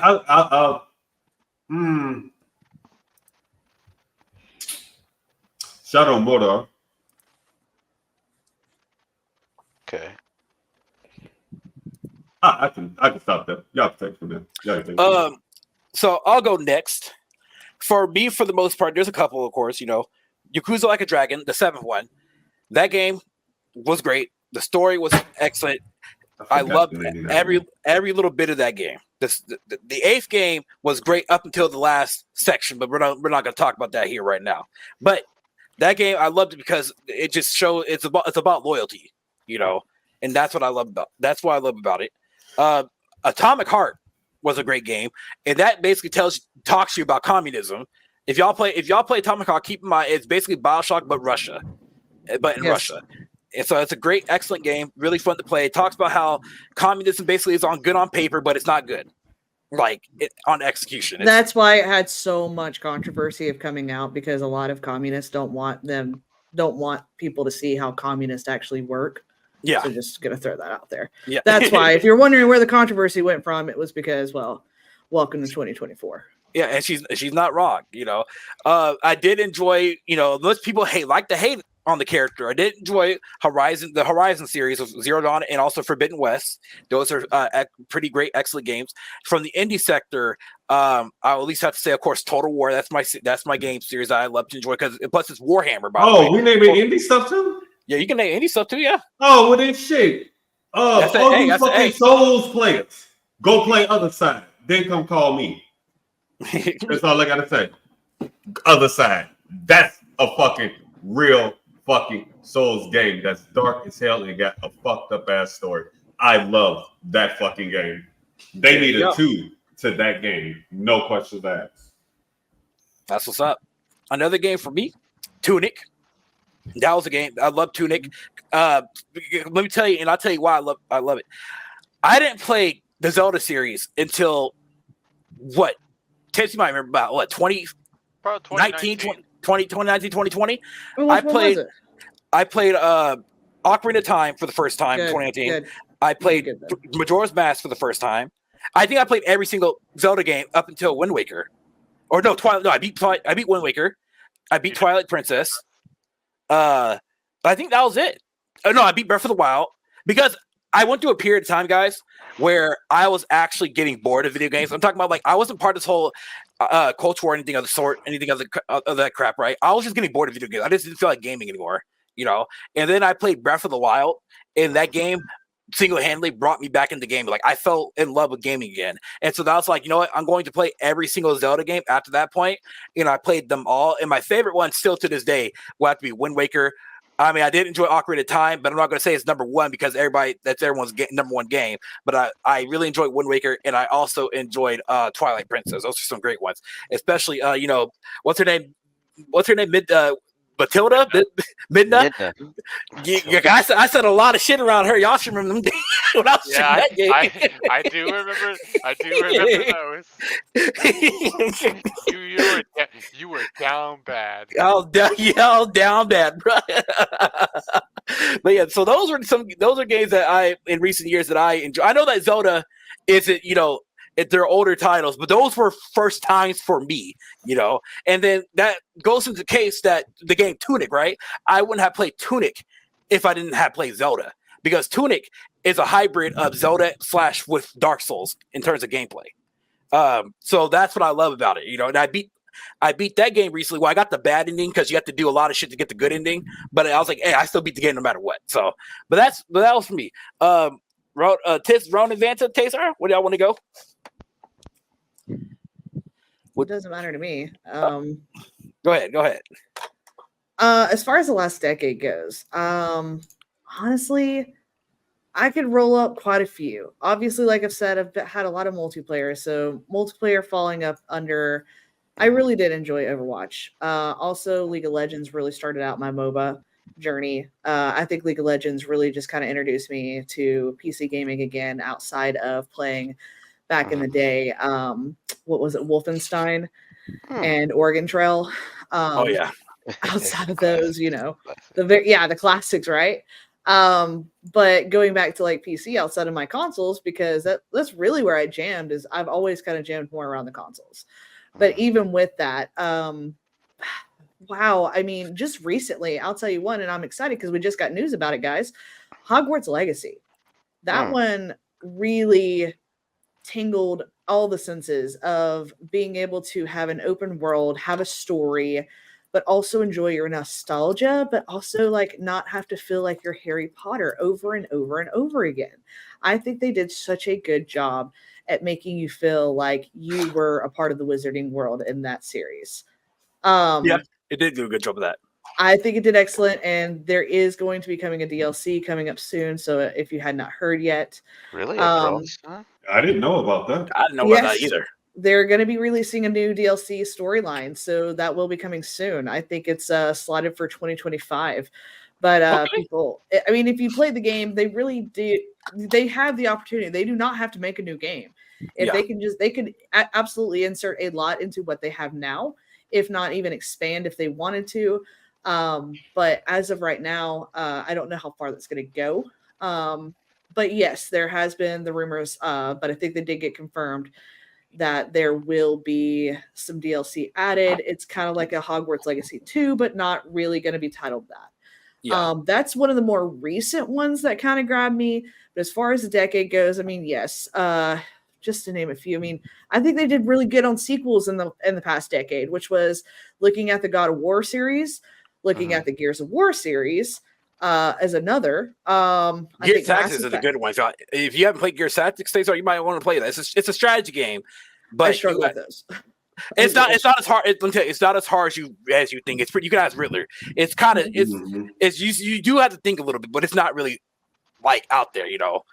I feel that because I know it's I had a lot of fun. friends who were into what was it, the Halo Wars stuff too. I just Yeah. my brain just could not think like that. Nah, I'll even pull the gender card out. I think that's just sometimes a male versus female oriented mind. I'm not gonna lie. I think y'all are just good at war planning versus us. I'm not gonna lie. Like it is what it is.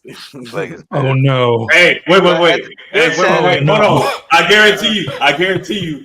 Get Tazar drilling and pumping and put a gun in her hand. I guarantee she learned some tactics real quick there. But Tazar, let me tell you, get with me. I tell everybody this. I'm a strategy game person, enthusiast. I'm the only person in my circle that plays strategy games. Get with me. I could teach you and also recommend you some easy strategy games that can get you into the genre. Everyone always starts in the genre the hardest game in the genre, and they're like, "Well, the strategy sucks," But I can easily teach you and get you into the genre. Guarantee. I got really into playing XCOM 2 and Age of Wonders 4. Age of Wonders looks fun as fuck. So yeah. The masculine urge to die. I'll take you up on that offer. Rigorous battle. Nah, man, put on the fucking the Sisters of Battle, bro. Warhammer. Warhammer. It depends on which. Well, I'll have to think of a Warhammer game for her.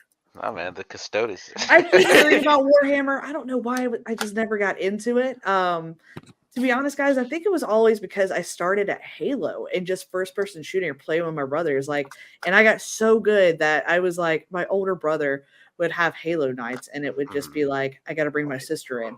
Little brother wasn't even invited, but I was invited to play with all of his friends because we were just good at shooters and we would win. But yeah, I mean, that's what attracted me to the shooter side more so than playing solo games. It's just because of that aspect, and I hate that. Bongos did say something here.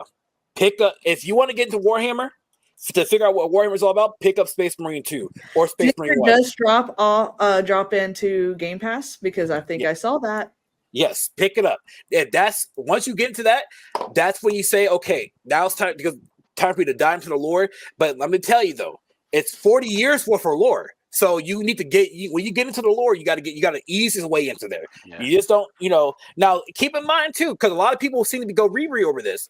Over 40 years of time, some things do get retconned, some things do, some things don't. Dude, but a lot of rereads out there got retconned. I mean, yeah, that's a fun thing about Warhammer is like when I saw. I don't mean to suck up your answer every time, but like when I first got into it, it's like I feel like it was slightly different even at the time, but like.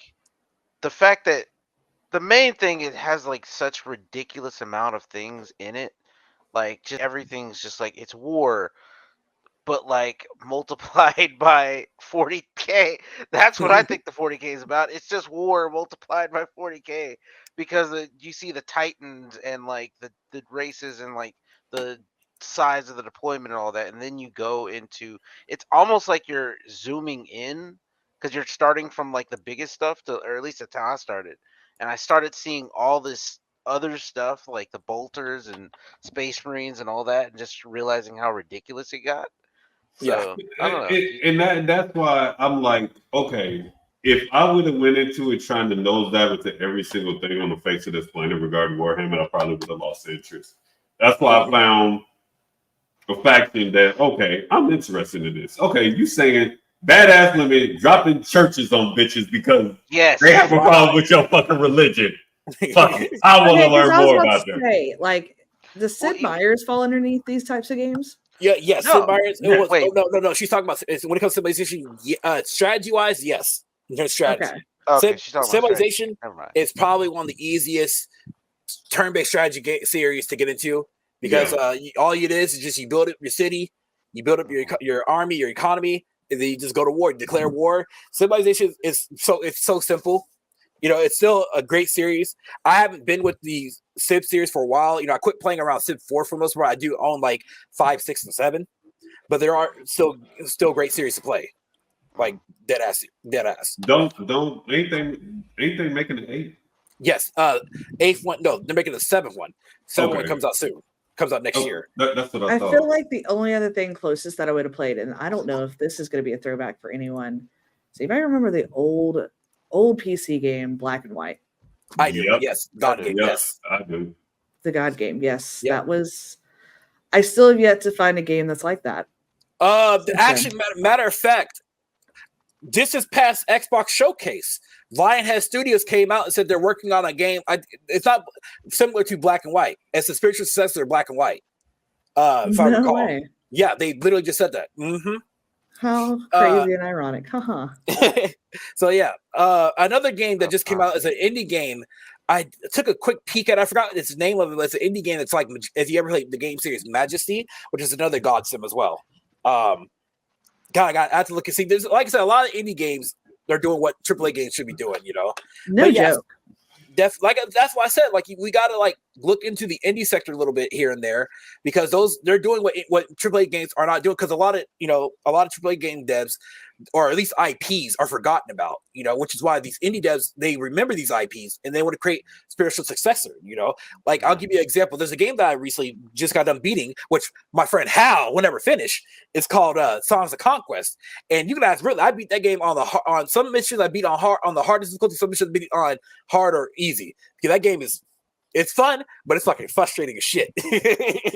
But that game is a spiritual successor to the Heroes of Might and Magic series because Ubisoft, or they're not the, what do you call it? I think they're called the company's called Blue Light, but Ubisoft owns them or whatever.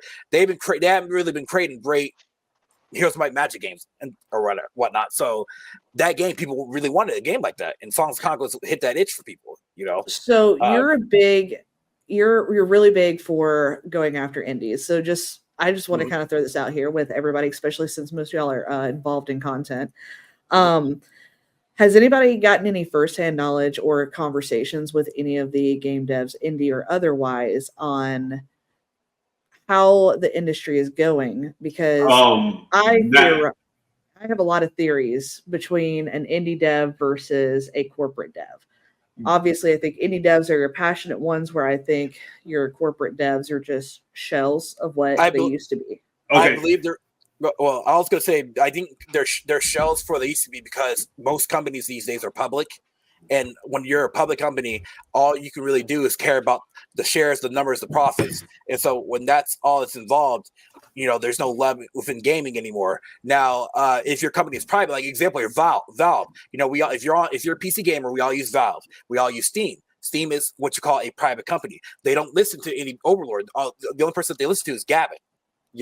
And so Gavin, runs with Steam. Or a better example would be Larian Studios. Larian Studios is a private company. You know why Baldur's Gate 3 was so big and so excellent the way it was? It's because they didn't have shareholders to listen to. Larian Studios, what's it? What's his name? Swan? I forgot his name. It was like S1E01 or something like that. He was like, look, I wanted to create this game that I want everybody to love. You don't have that when you go public. You don't. It's all about shareholders. Once you get them involved, it's it. Go ahead, brother. I'm gonna actually have a game dev on the podcast tomorrow. Yo, let's go. So you can actually ask that question, and I'm pretty sure he'll have no problem answering that for you. No doubt. Because, let's be real. We do see some of these game devs on X, and some of them do take up for themselves, but I just think some of them are very laughable taking up for themselves when they're producing absolute garbage. So it's kind of like, okay, I'm glad you can be a keyboard warrior on social media, but you obviously have nothing to show for it. So, and that's actually kind of... The same can be said also though about people who involve themselves in the culture. What are they really doing other than doing that exact thing? You're not wrong. That's actually that's gonna head into like the last two topics before we head out here. This one here is basically similar. What role do you think streaming platforms like Twitch and YouTube play in shaping the gaming industry? even social media platforms like Twitter. A lot. Head out because it's getting late and I do have to go to work tomorrow. No problem, Tips. Thank you for joining, dude. I appreciate it. Thank you for problem. being here, Tips. Appreciate it. You have now, a good one. Thanks for having me. yeah, Tips, Yeah. dude, have fun, dude. That's serious. Yeah, do what you need to do, Tips. Appreciate it. You have a good night, dude. Well, you guys have a good night. Later. But Later. later, boss man. I'm gonna answer that question. I'm gonna say a lot because a lot of people base their judgments on what other people say about said game, and yeah, and that dictate they whole hey if I'm gonna use my wallet or not. And I find that to be the absolute most asinine thing I've ever heard of in the last 10 years. Mm-hmm. Dead serious. Oh, I think it's done a lot, and especially as someone who's been able to take a step back and not be so injected into it. So where I'm not blinded by basically colleagues in the same space of doing it. I actually get to not only see the larger streamers, the smaller streamers, the streamers of all sizes, and just see how games are kind of pushed out. You can even see it when you're even in game. You can even, I mean, hell, I'll throw out some easy ones, just how it affects, especially multiplayer games. Mm-hmm. When what is his name? 2G, whatever, Summit. Summit 2G. Yes, Summit 2G. When he got involved with No, Summit G1. Sea of I'm sorry, Thieves. something like that. Go 1G, ahead. yeah, something like that. I 1G, can't yeah. stand the guy. He's not one of my favorite people. Oh, anyways, that's just personal preference, I right? actually forgot about him. I'll be honest with you. I know. I mean, a lot of these, because they all started signing different contracts to different platforms. So a lot of them like spread to the wind. So everybody forgot about everybody. Not only that, everybody had to go back to work because everybody got broke. Anyways, but he did a lot to the Sea of Thieves community, in my humble opinion. I was playing that game when it first came out, during the beta time, all of that. The game went absolute haywire and very griefy. And don't get me wrong, it is called Sea of Thieves. I'm not saying that it was a bad thing. I'm just saying that you could really see the change of pace in gameplay. Same goes for, hell, I think another one even now, even more recent, Jinxie, when it comes to Rainbow Six Siege. That game is pretty much dead, fellas. It really, really is dead. But you get on there and you have people, they sound like they're all doing a Jinxie impression. So if someone's going to tell me that these streamers and these platforms do not influence a game, especially on the multiplayer side, you're just dead wrong. You know, I mean, we are in the age of influence, and, you know, gaming is very much out there. And as much as I really, really wish it went back to niche, there's been some good that came out of it. It's gotten game devs to come back and look at their games, come back and make some patch fixes, revitalize games to where people are playing them again, and enjoying them again. Now, sometimes it has consequences, but there's huge influence. Definitely at the end of the day. I agree. Mm-hmm. Oh no, Running for a man that I know that has a love-hate relationship with social media in general. What are your thoughts, Ronan? I know you sure do. What was the question? I got pizza. I missed the question. All right. So the question was, what role do you think that streaming platforms like Twitch and YouTube play in shaping the gaming industry? You can also add in probably Twitter, social media like that as well. Honestly, I fucking hate it. I'm sorry. I don't like the. I like streaming for what it was before, but today it just feels manufactured. I don't feel like people are genuinely being themselves when they do it. And I think game companies are reaching out to these streamers that don't really, it just seems like they don't care about the game, but they'll stream the game because they have a large audience and they need to pay their bills, which is fine, but it just, I don't know, it just seems kind of manufactured to me. I don't watch it, bro. I stopped, excuse me. I stopped watching that stuff about 3 months ago. I fell off with the whole perfect dark lady with her big chin or whatever. I was just like, I'm done, but that wasn't even here or there. It just feels fake to me. Yeah. I don't know. I just maybe because I'm older, I kind of grew out of it. But people do it. I just don't seem like that they're themselves for some reason. I Well, I think the don't know. worst part is they felt Drink like water, that for a people. long time. Yeah. They felt like that for a long Yeah. time. I just think a lot of us got burnt out on it really Well- quick well, for streaming mhm. because of pandemic. Because everybody went to it.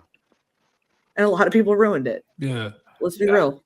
A lot of people Yeah. ruined it. When I tried streaming, it just I even felt myself. I was like, I'm not being 100% myself because I'm trying to put a face on for this person that I don't know anything about. It's just a random person in my stream, and I don't even know if they're actually there. It could be a bot. I don't know. But Well, I'm to trying to be put on fair this to happy face or yourself, this respectful face. Yeah. to be fair to yourself, maybe, that's just not your personality. People do forget that content creation really is entertainment. It's the entertainment business. People have been creating content before Yeah. all of this, what we know is the gaming sphere. Like people, that were making TV shows, small little episodes of this or that, even if it was 15-minute shorts, like those were content creators that before on a computer screen, or actually even back then on what it was it Right. Undergrounds or whatever. Yeah. You know what I'm talking about with the Newgrounds? Flash stuff. Newgrounds, thank you. With the Flash Yeah, stuff. I mean, Newgrounds. people were creating content back then. It's just, I think what gets hard is, like I said, pandemic really ruined it because I think some of us forget that you have to entertain in the business. And if that's not a part of your personality, that's okay. That's okay. But those bars kept getting risen. I mean, Yeah. just think about it now. I think everybody feels like they have to be a castanet. Like you have to Oh my have your god. whole Yeah. background. You have to like decorate to the Yeah. nines. Like you have to decorate out. And though it is entertaining, I don't think that should be everybody's bar.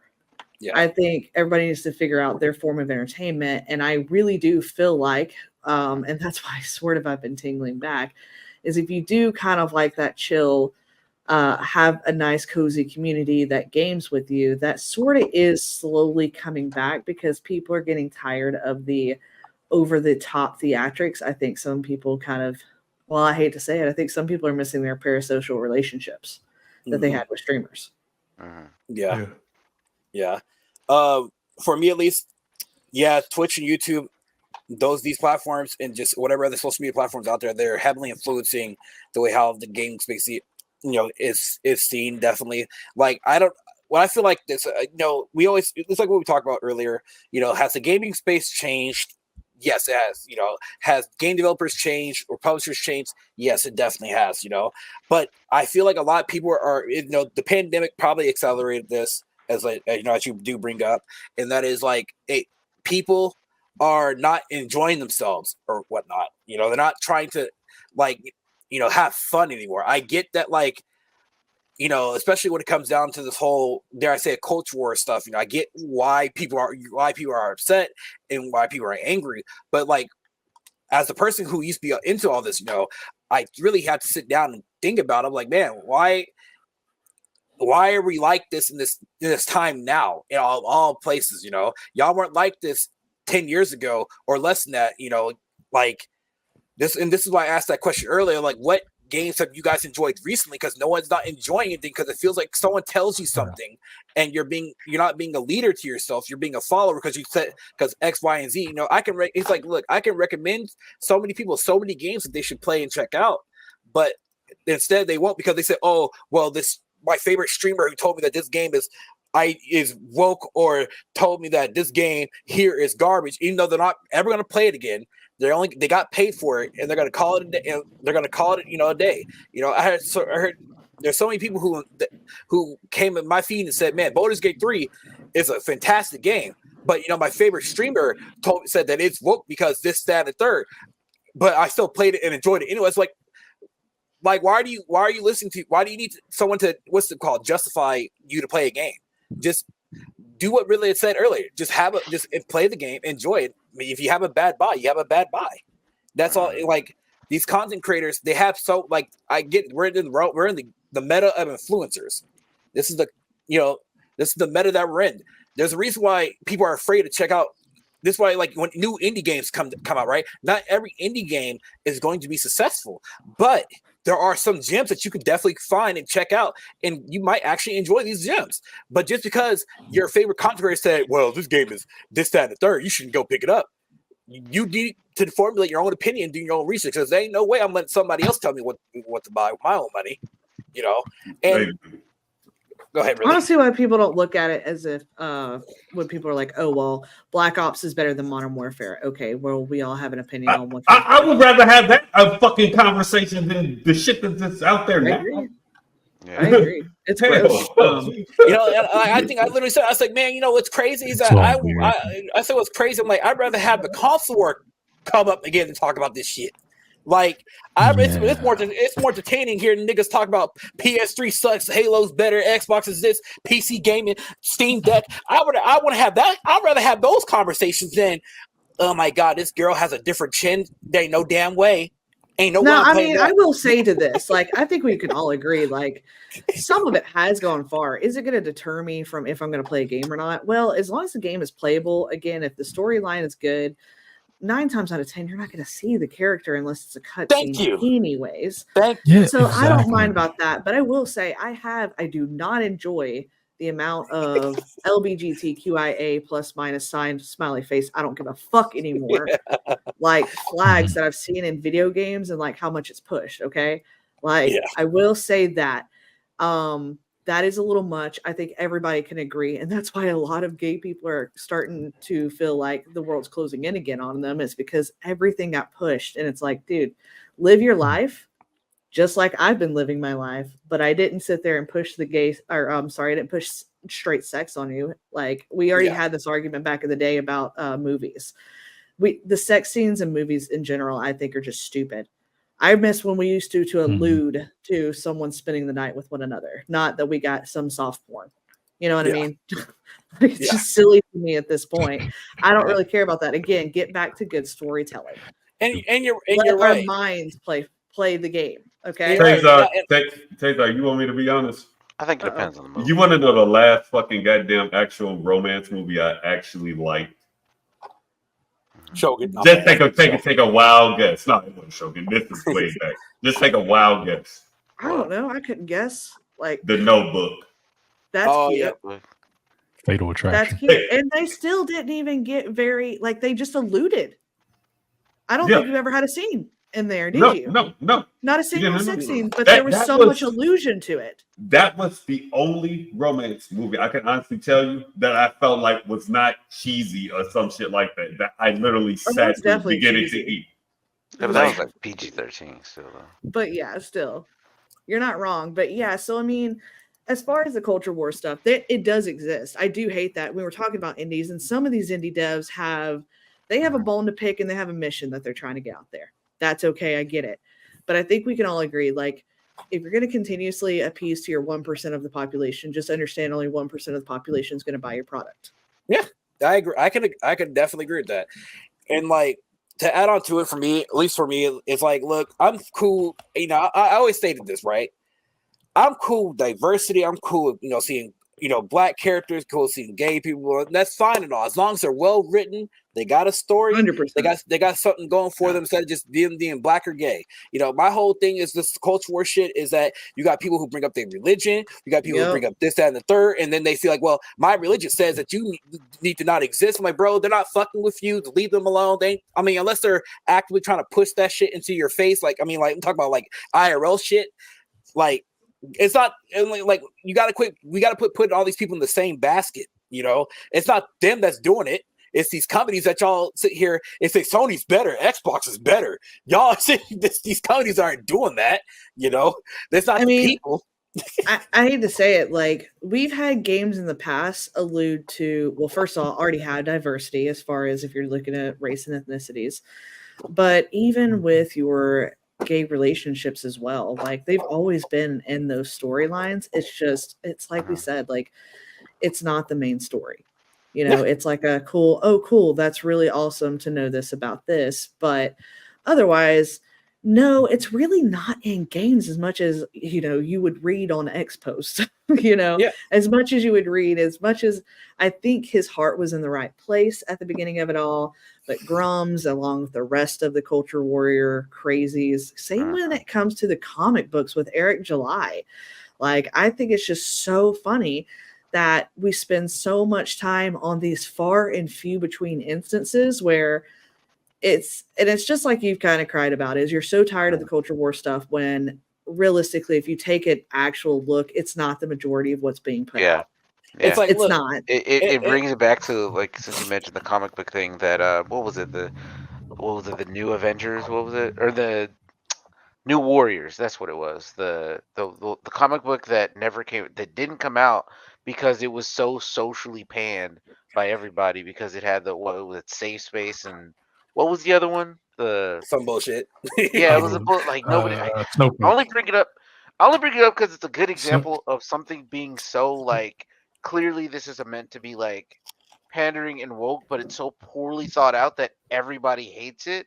And it's kind of like, for a second, if you look back, it's like, people they're not fully, you know what I mean? Like, they agree more than they think. Like, I think maybe you should hear people out if they can agree that this sucks, but, like, it's something else. And I think it's really more about how that argument is being had than where it goes to. Sorry, go ahead. And see, no, like this is my thing. Like, y'all, that argument people can have.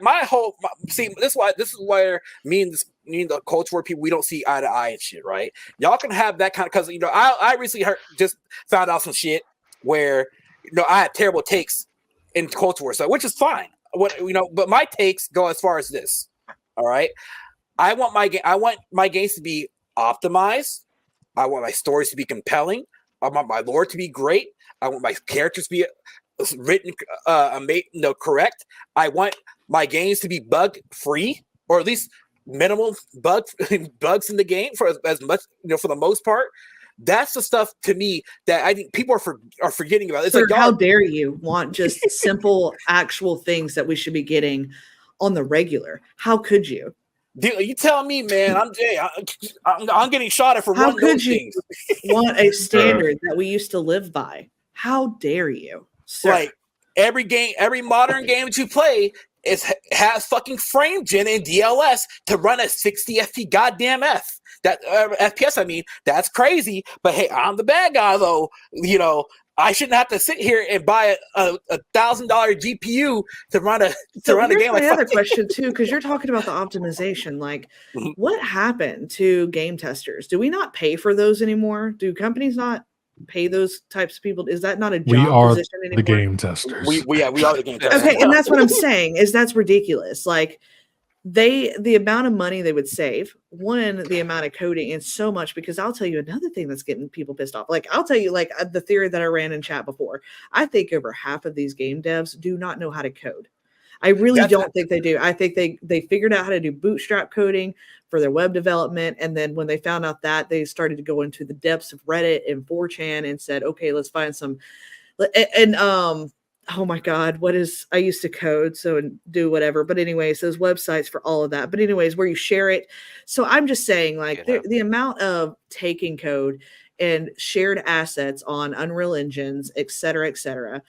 If you look at your COD, every single time COD updates for a console, tell me why I am up to almost 500 gigs for a fucking Call of Duty. Why? Because they're not getting rid of any of the code. They're just stacking it on top. Let me tell you, that's actually one, like, I haven't played Call of Duty since Call of Duty Ghost, right? Then I bought Modern Warfare for the first time, like, the recent one, 2019. I was like, man, this game is great. I love it because it reminds me of older COD, Black Ops 1, Black Ops 2 days kind of shit. But then guess what, though? When I started to see the gigabytes climbing up, I said, oh, hell no. I said, like 250 to almost 300 just for one damn game? I said, hell no. I'm good. I'm like, look, I bought a 4 terabyte hard drive. Ain't no damn way. It's stupid. It's stupid.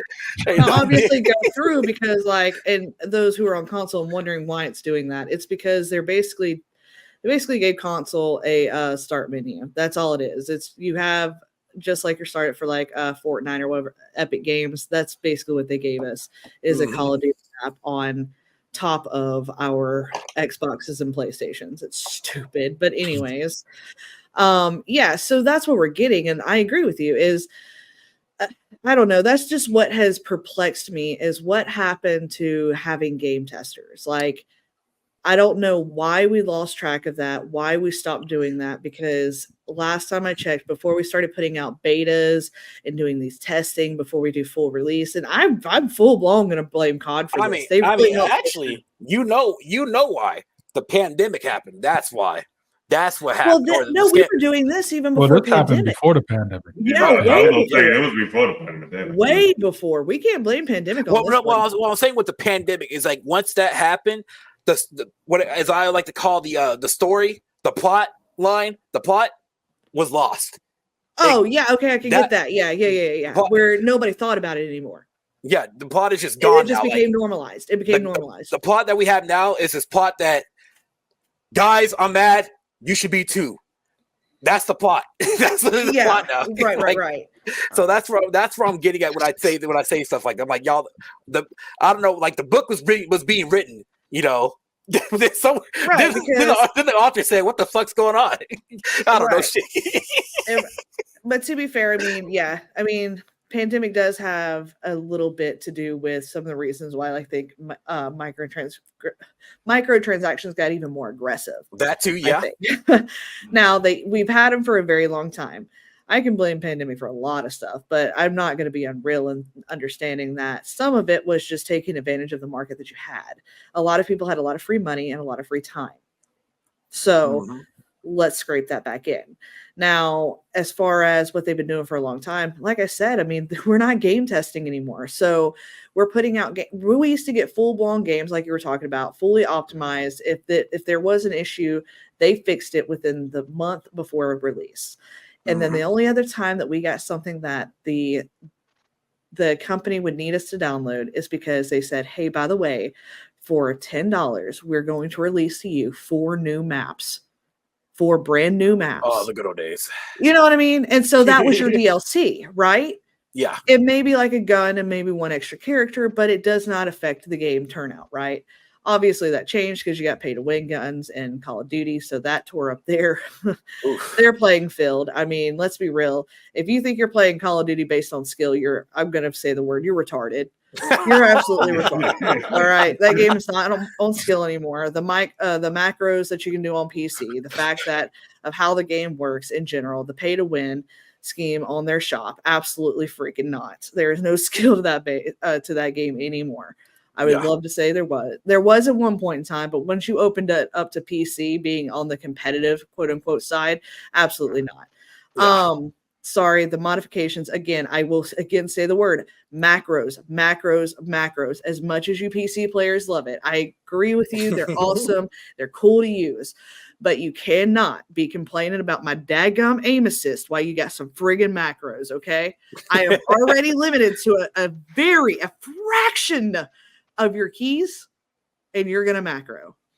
Let's not play with me, okay?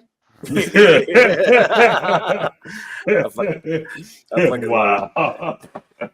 I fucking love it. But you're not wrong though, man. But yeah, you know, again, something has to change. Look, and I'll say this: if people hate something so much, you got to get the ball rolling. You know, it's like I stated way earlier before we started this. You know, your industry that you love and know, it's dead. It's gone.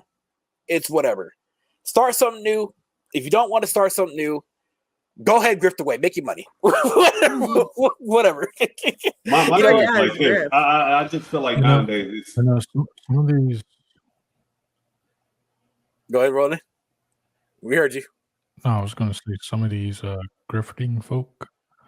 It kind of surprises me how they have these grifting folk in these Twitter places and stuff, you know, and they spend all this time getting people riled up over video games or whatever when they could have just spent a lot of that time learning more about the industry for themselves so that they can make an impact. I can break that one down for you real quick. That's just me though. I think people should use their time wisely. Absolutely. Because Verity, like, it's kind of like I wanted to tell him the other day, you know, you see it a lot. And not play Twitter. I was gonna say if you're relying on Twitter or really any of the rest, because I think a lot of the websites started taking a note out of Elon's book when he said engagement equals a paycheck over on X. Okay. Yeah. So that's what y'all got to understand. Again, content creators need entertainment. Entertainment pays, especially if its views are paying you. You're looking at people, if you're seeing someone generate even 17,000 per post an engagement, they're getting about a $200 paycheck every month just from just tweeting out some asinine shit. Oh, trust me. Just rage baiting. And that's what we've also got to remember is a lot of this is paid. And it's not even just straight up shilling. It's just what you just said. It's just straight up grifting in their own right. And they're more than happy to do that. It just sucks. There's always been a grift game for everything in life. It's just you've got to be the smarter person. Yeah. But yeah, just understand the way that everything has to be paid online, the waters are getting, it's going from a pond to an ocean, and it's been like that for a while. And so people have got to be fighting for that money because all these algorithms will forever change. Your engagement levels will forever have to continuously go up to stay on top. Otherwise, everybody would get the same paycheck, and that's never going to work, right? So yeah, just kind of navigate social media smarter. If there's anything I can leave you guys with tonight out of the conversation outside of modern gaming, and because y'all do spend a lot of time on social media, because that is a lot of y'all's hobbies and jobs as content creators. And I encourage y'all to just always step back and remember, these are also other people that are trying to entertain and also earn their paycheck. So with that being said, do I really need to look so hardcore? Is this their full personality, or is this something that they're just showing online because this is what they need to do to generate those views? And that's totally fine, because you got to do the same thing. You do it differently, right? No, you just go about it a different way. But always remember, these social media sites are always going to be your advertisement avenues. And if they are going to offer to pay you to bring eyes to their site, of course you're going to do everything. You're right, because once that gate was open, it was open. So you're definitely right on that for sure. People are already wilding just to get views. Now they can get money, so they're gonna increase that. Yeah, you're not wrong at all. 100%. And that's why like when I took my. That's why when I took my 2 week, I've been reflecting on shit for the past 6 months. Once I took that 2 week break, it just really opened my eyes on a lot of shit. Like at that, I was like, look, I'm taking a 2 week break off X. It's the greatest 2 weeks ever. Because you know what? Yeah, I just thought about a lot of things. things. Seriously. Yeah, like once you do that, it's really like, look, again, my arguments are different than your arguments. Like y'all I think can you just tap back into reality, dude. Yeah, like which is good for you. I encourage everybody to do that. Like y'all know what y'all are doing online. You have to sell yourself. Why would they not be selling themselves? Mm-hmm. And so I'm like, look, I'm good. I'm enjoying. Like I said, I get that. I'm enjoying some. Look, I make my hard-earned money. I'm gonna enjoy. What I'm going to enjoy. I'm gonna buy what I'm going to. What I'm going to buy. I just think, I'm thinking for myself, basically. If that game looks fun, if it looks great, I'm gonna buy it. If I buy it and it's boring, well, I wasted money, but it's okay though. I might come back to it at a different time with a different mindset, and I might, I'll enjoy it, and that's what it should come up to be at the end of the day. But I just hope that, whatever happens in the next couple of years, whatever things people get out of it, I hope that we can see, a difference and some change.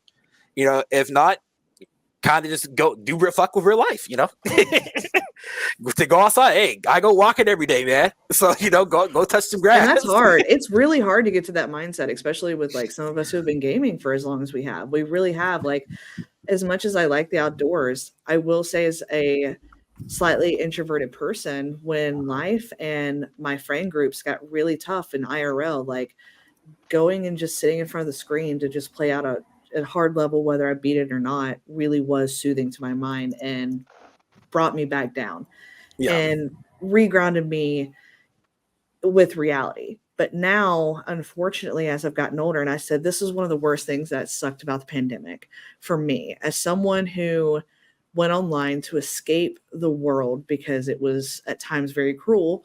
I'm a tough skin person, but I think we all know that we all have our points where it's just a little much and we just all have to walk away, right? Yeah. The pandemic pushed everybody online. And so I guess the new age emo kids would call it their safe space, right? Well, I lost my safe space. I love it. Yeah, it sucked. I think we can all agree to that. Like, we lost our space where we had our ratchet, Yeah. crazy, unhinged, awesome conversations, and now it's like we had to be. I felt like I had to be back at work. I've been working customer service for over 15 years. I've had to be nice to the general public, even Oh when. my god. So I'm sorry.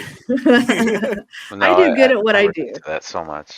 I have yet to really cuss out a customer. I think I'm old school customer service, so there's no reason to be throwing any punches. Like, for real, I get very sad at today's society on how customer service is performed, but it's really not that hard. Okay. And again, another piece of advice from Mama Taylor over here, like, guys, like, treat others how you would prefer to be treated. Same in customer service. If you have to work retail, be the retail worker that you would want to deal with. And I'm not saying give out freebies. I'm saying don't be an asshole. Okay. If Help only the person what they're if looking only for. people live by that quote. Yeah. If only Only. people live. If only. Yeah. It's such a foreign concept, and I know, because it seems too religious, because it comes out of a Bible. No, I don't know. I say it like this. If you don't want to hear it like this, I don't know. Do you like getting pinched by some random stranger? Okay, then don't pinch a random stranger. Boom. Wild. I just Insane concept. I just feel like there's too many followers and not enough leaders who take it. And that's what I've been saying for the longest. But hey, my opinion. Nobody wants to be an entrepreneur. Nobody wants to put their skin on the line, and I understand that. And it's going to bring up another gender thing. I don't. It sucks, I don't. but I don't. as a woman, I will always be a follower, and I think we are just in a generation of men who are afraid to take the risk. And look, And I'm not here to pick on anybody about that. I'm just saying. And I will admit, if I is had that? No, it's shots fired. That's what that was. That was shots fired. I was gonna say, and I will admit, if I had, but why is it like that? What Why do you do you think mean? society's like that? Oh, because you men have been attacked and been told masculinity is toxic. And I'm sorry. But here's my question for you, Taylor. Who do you really blame for that, though? Do you blame the people who said that, or to blame the men who actually listen to that nonsense? Oh, it's absolutely a mixture of both. Mhm. But we're just in a society will always have a pendulum swing, which is why we're seeing the culture war in our video games enter in so heavily. We're just in a really bad pendulum swing, guys. Yeah. So we're just kind of waiting for that to swing back. And all I can do is just encourage guys is like, look, you know, we did have really amazing men before us create a very cozy and easy time, which is why we do have, for lack of a better word, softer men. Okay. We still do have masculine men, but I think some men don't want to step up to the podium. I'll even throw my little brother into this. I love him dearly, but even as the only female, I was ready at 18 to join the military if need be, because that's where a lot of my family was from. I come from a military family. Both my brothers were scared shitless to join the military. Okay. Mhm. Now you would think it would be vice versa, right? You know, being the female and the males. Now, and it's because I think, honestly, it's because my parents, I had a great upbringing. We had a great upbringing and our parents provided for us. We never really had intense needs. There was a point in time where we were poor, but my parents moved up the ladder to at least lower middle class. And with that being said, I mean, we really were taken care of in America then, before, 2005. Like, that was good. Low middle class was survivable. It was comfortable. You know what I mean? So with that being said, we never had intense wants. So I hate to say it, my brothers never really had to think about intense adversity, right? And I'm just throwing someone close to me, and I'm not trying to throw them underneath the bus. I'm just not trying to speak to anybody else, because I did have cousins on the other end that after 9/11, they were out ready to join the Marines, and they did and went overseas. Okay. So, but again, we have produced such an easy time that it's really only for some people that still have that aspect. But otherwise, think about for y'all's living situations. How many Yeah. of you guys have had to step up to a position, take a big leadership role, whether it's in your houses and your families, because it was lacking, because you still are in a generation of hard times. But I don't think we are. I think a lot of us, even on the side of poor, have grown up still in good times. Yeah. No, I hear that. Coming from a background where I was in fact homeless and all that, yeah, I had no choice. It was Right. And some either people still face that adversity today. yeah, And some people will tell people like that I know, you're pathetic, because some people choose to be homeless, some people do not. There are some yeah, people that's true. who I know around in where I live in Missouri, especially in Southwest Missouri. I'll tell you, there's a lot of people who choose. And that's okay, because the state is a low cost of living state. So really you can get by on a few donations from somebody on a corner. You know what I mean? But yes, other than that, still, again, being poor, how much our country has been able to provide for us, and also social services. Even being poor, you're still not hurting and down bad. You will still be fed. You will still have some type of roof over your head. And I think it is very rare for people that are not making the conscious choice to be, say, homeless. I think it's very hard to be homeless. I think most people have to try to be. Yeah. Because of how much. And so again, I say all this to say, I think this is what has produced a bit of a softer generation of people, both in men and women. I know I'm kind of picking on men a little bit, but y'all have been stripped down to masculinity. Everybody's been telling you, the women have been saying, oh, y'all are just so hyper overactive and sexualizing, and you just want to rape us. Y'all have no self-control. And really, it's a lot of women, because of feminism, they've emasculated you guys and want to murder your children that you provided them. And they then want to tell you what to be and how to be. Yeah. They've also invaded your spaces. So I get it. Like, it's a generation that we're trying to figure out where everybody belongs again, how to respect everybody again, and also just how to love this life again. Because again, hard times have produced, the good times have produced hard times. Yeah. And just softer generation of people. So it's just a bit that we're going to have to work through. And if you could recognize that, you can start the pendulum swing in the other direction. True. Facts. Well, y'all, we've been going on for a little bit over 30 minutes, but it was a good conversation though today, honestly. I hope that you guys enjoyed yourself today, honestly. I had a good time. I had a great time. It was fun talking y'all, learning what y'all. This is what I call this. This is fun conversations, and I'll definitely be glad to have you guys back. We got to do this at least once a month, at least once. Come and talk whenever we get the chance. Before we head out here, does anybody have any final words that you guys want to say? I actually do. Tomorrow I'm gonna have a game dev on. We're gonna be talking about exactly some of the stuff that actually Taylor was bringing up around the gaming space and everything else. And we're going to be talking about also, this is the part where I bring up the fact of me actually taking action rather than making videos and stuff, about me like getting involved in that myself. Yeah. Like all of that is going to be talked about and everything else. I find this to be very huge and very meaningful, because like I said, this is going to be revolved around actual game dev stuff, actual action being taken, and everything else.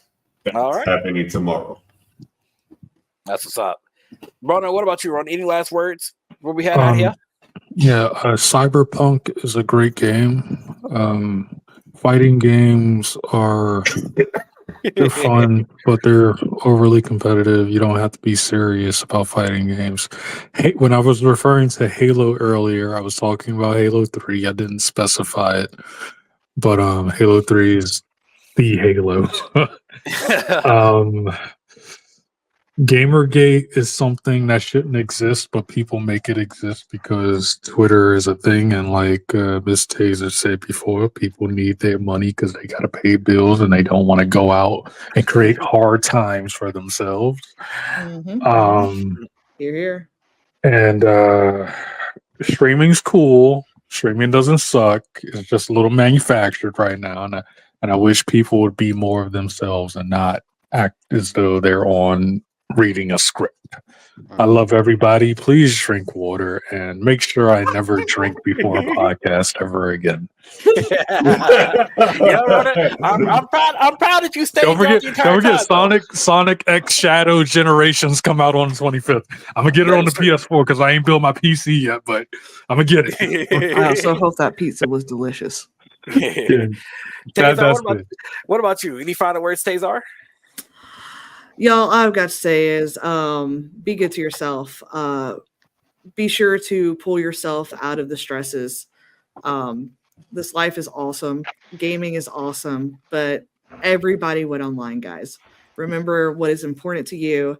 Stay awesome. And just don't forget to keep your peace, man. I think some of us forget that. You create your own peace. Yeah, that is very true. Tell your husband I said hello and to blink twice if he needs help. Sure. That's funny. Actually, I will let y'all out of here with one actual small announcement. All right, I did make the man a dad. All right. Oh, congratulations! Well done. Nice. Let's So we got that go. coming up in about 6 months. So Let's go. Congratulations. thank you guys. It's really awesome. I've been kind of waiting to be able to tell everybody about that, but that's another reason why I'm not rushing back to content creation. Vanta? I'll tell you something. Ryan, what about you? No, go ahead, Ronan. Oh, okay. Vanta, what about you, sir? Any final words of encouragement, of nerdiness, of blackness, or should I dare say it, black excellence? I don't know, man. Touch grass. Hey, that's Yeah, brother. That's valid. You know, he's not wrong. I wish more people would do that. I really do. For me, anyways, as you guys know, this is my channel. Of course, I try to do these Just Chatting streams at least once a week. Feels great, to talk to different people. I felt like I was like, this time around, I got to bring people together. We got to have this conversation, because modern gaming is in a what do you call paradox right now. We're in a weird area where people are they're happy, they're upset, they just want to be left alone, but then other people got to shove things in your face. But hey, at the end of the day, just enjoy what you want to enjoy. Again, touch some grass if you have to, and just be you. Honestly, Subscribe. And thank you. Don't forget to like, comment, share, and subscribe and share. Thank you. Also, if y'all really feeling pretty frosty, become a member or a Patreon subscriber, y'all. You can become that as low as $3 a month, y'all. $3 holla. $3 holla. Thank you. $3 holla. $3 holla. But again, thank y'all for watching. Peace out. Much love, and we'll have a good one, y'all. Thank you guys for joining tonight. Bye. Later, y'all.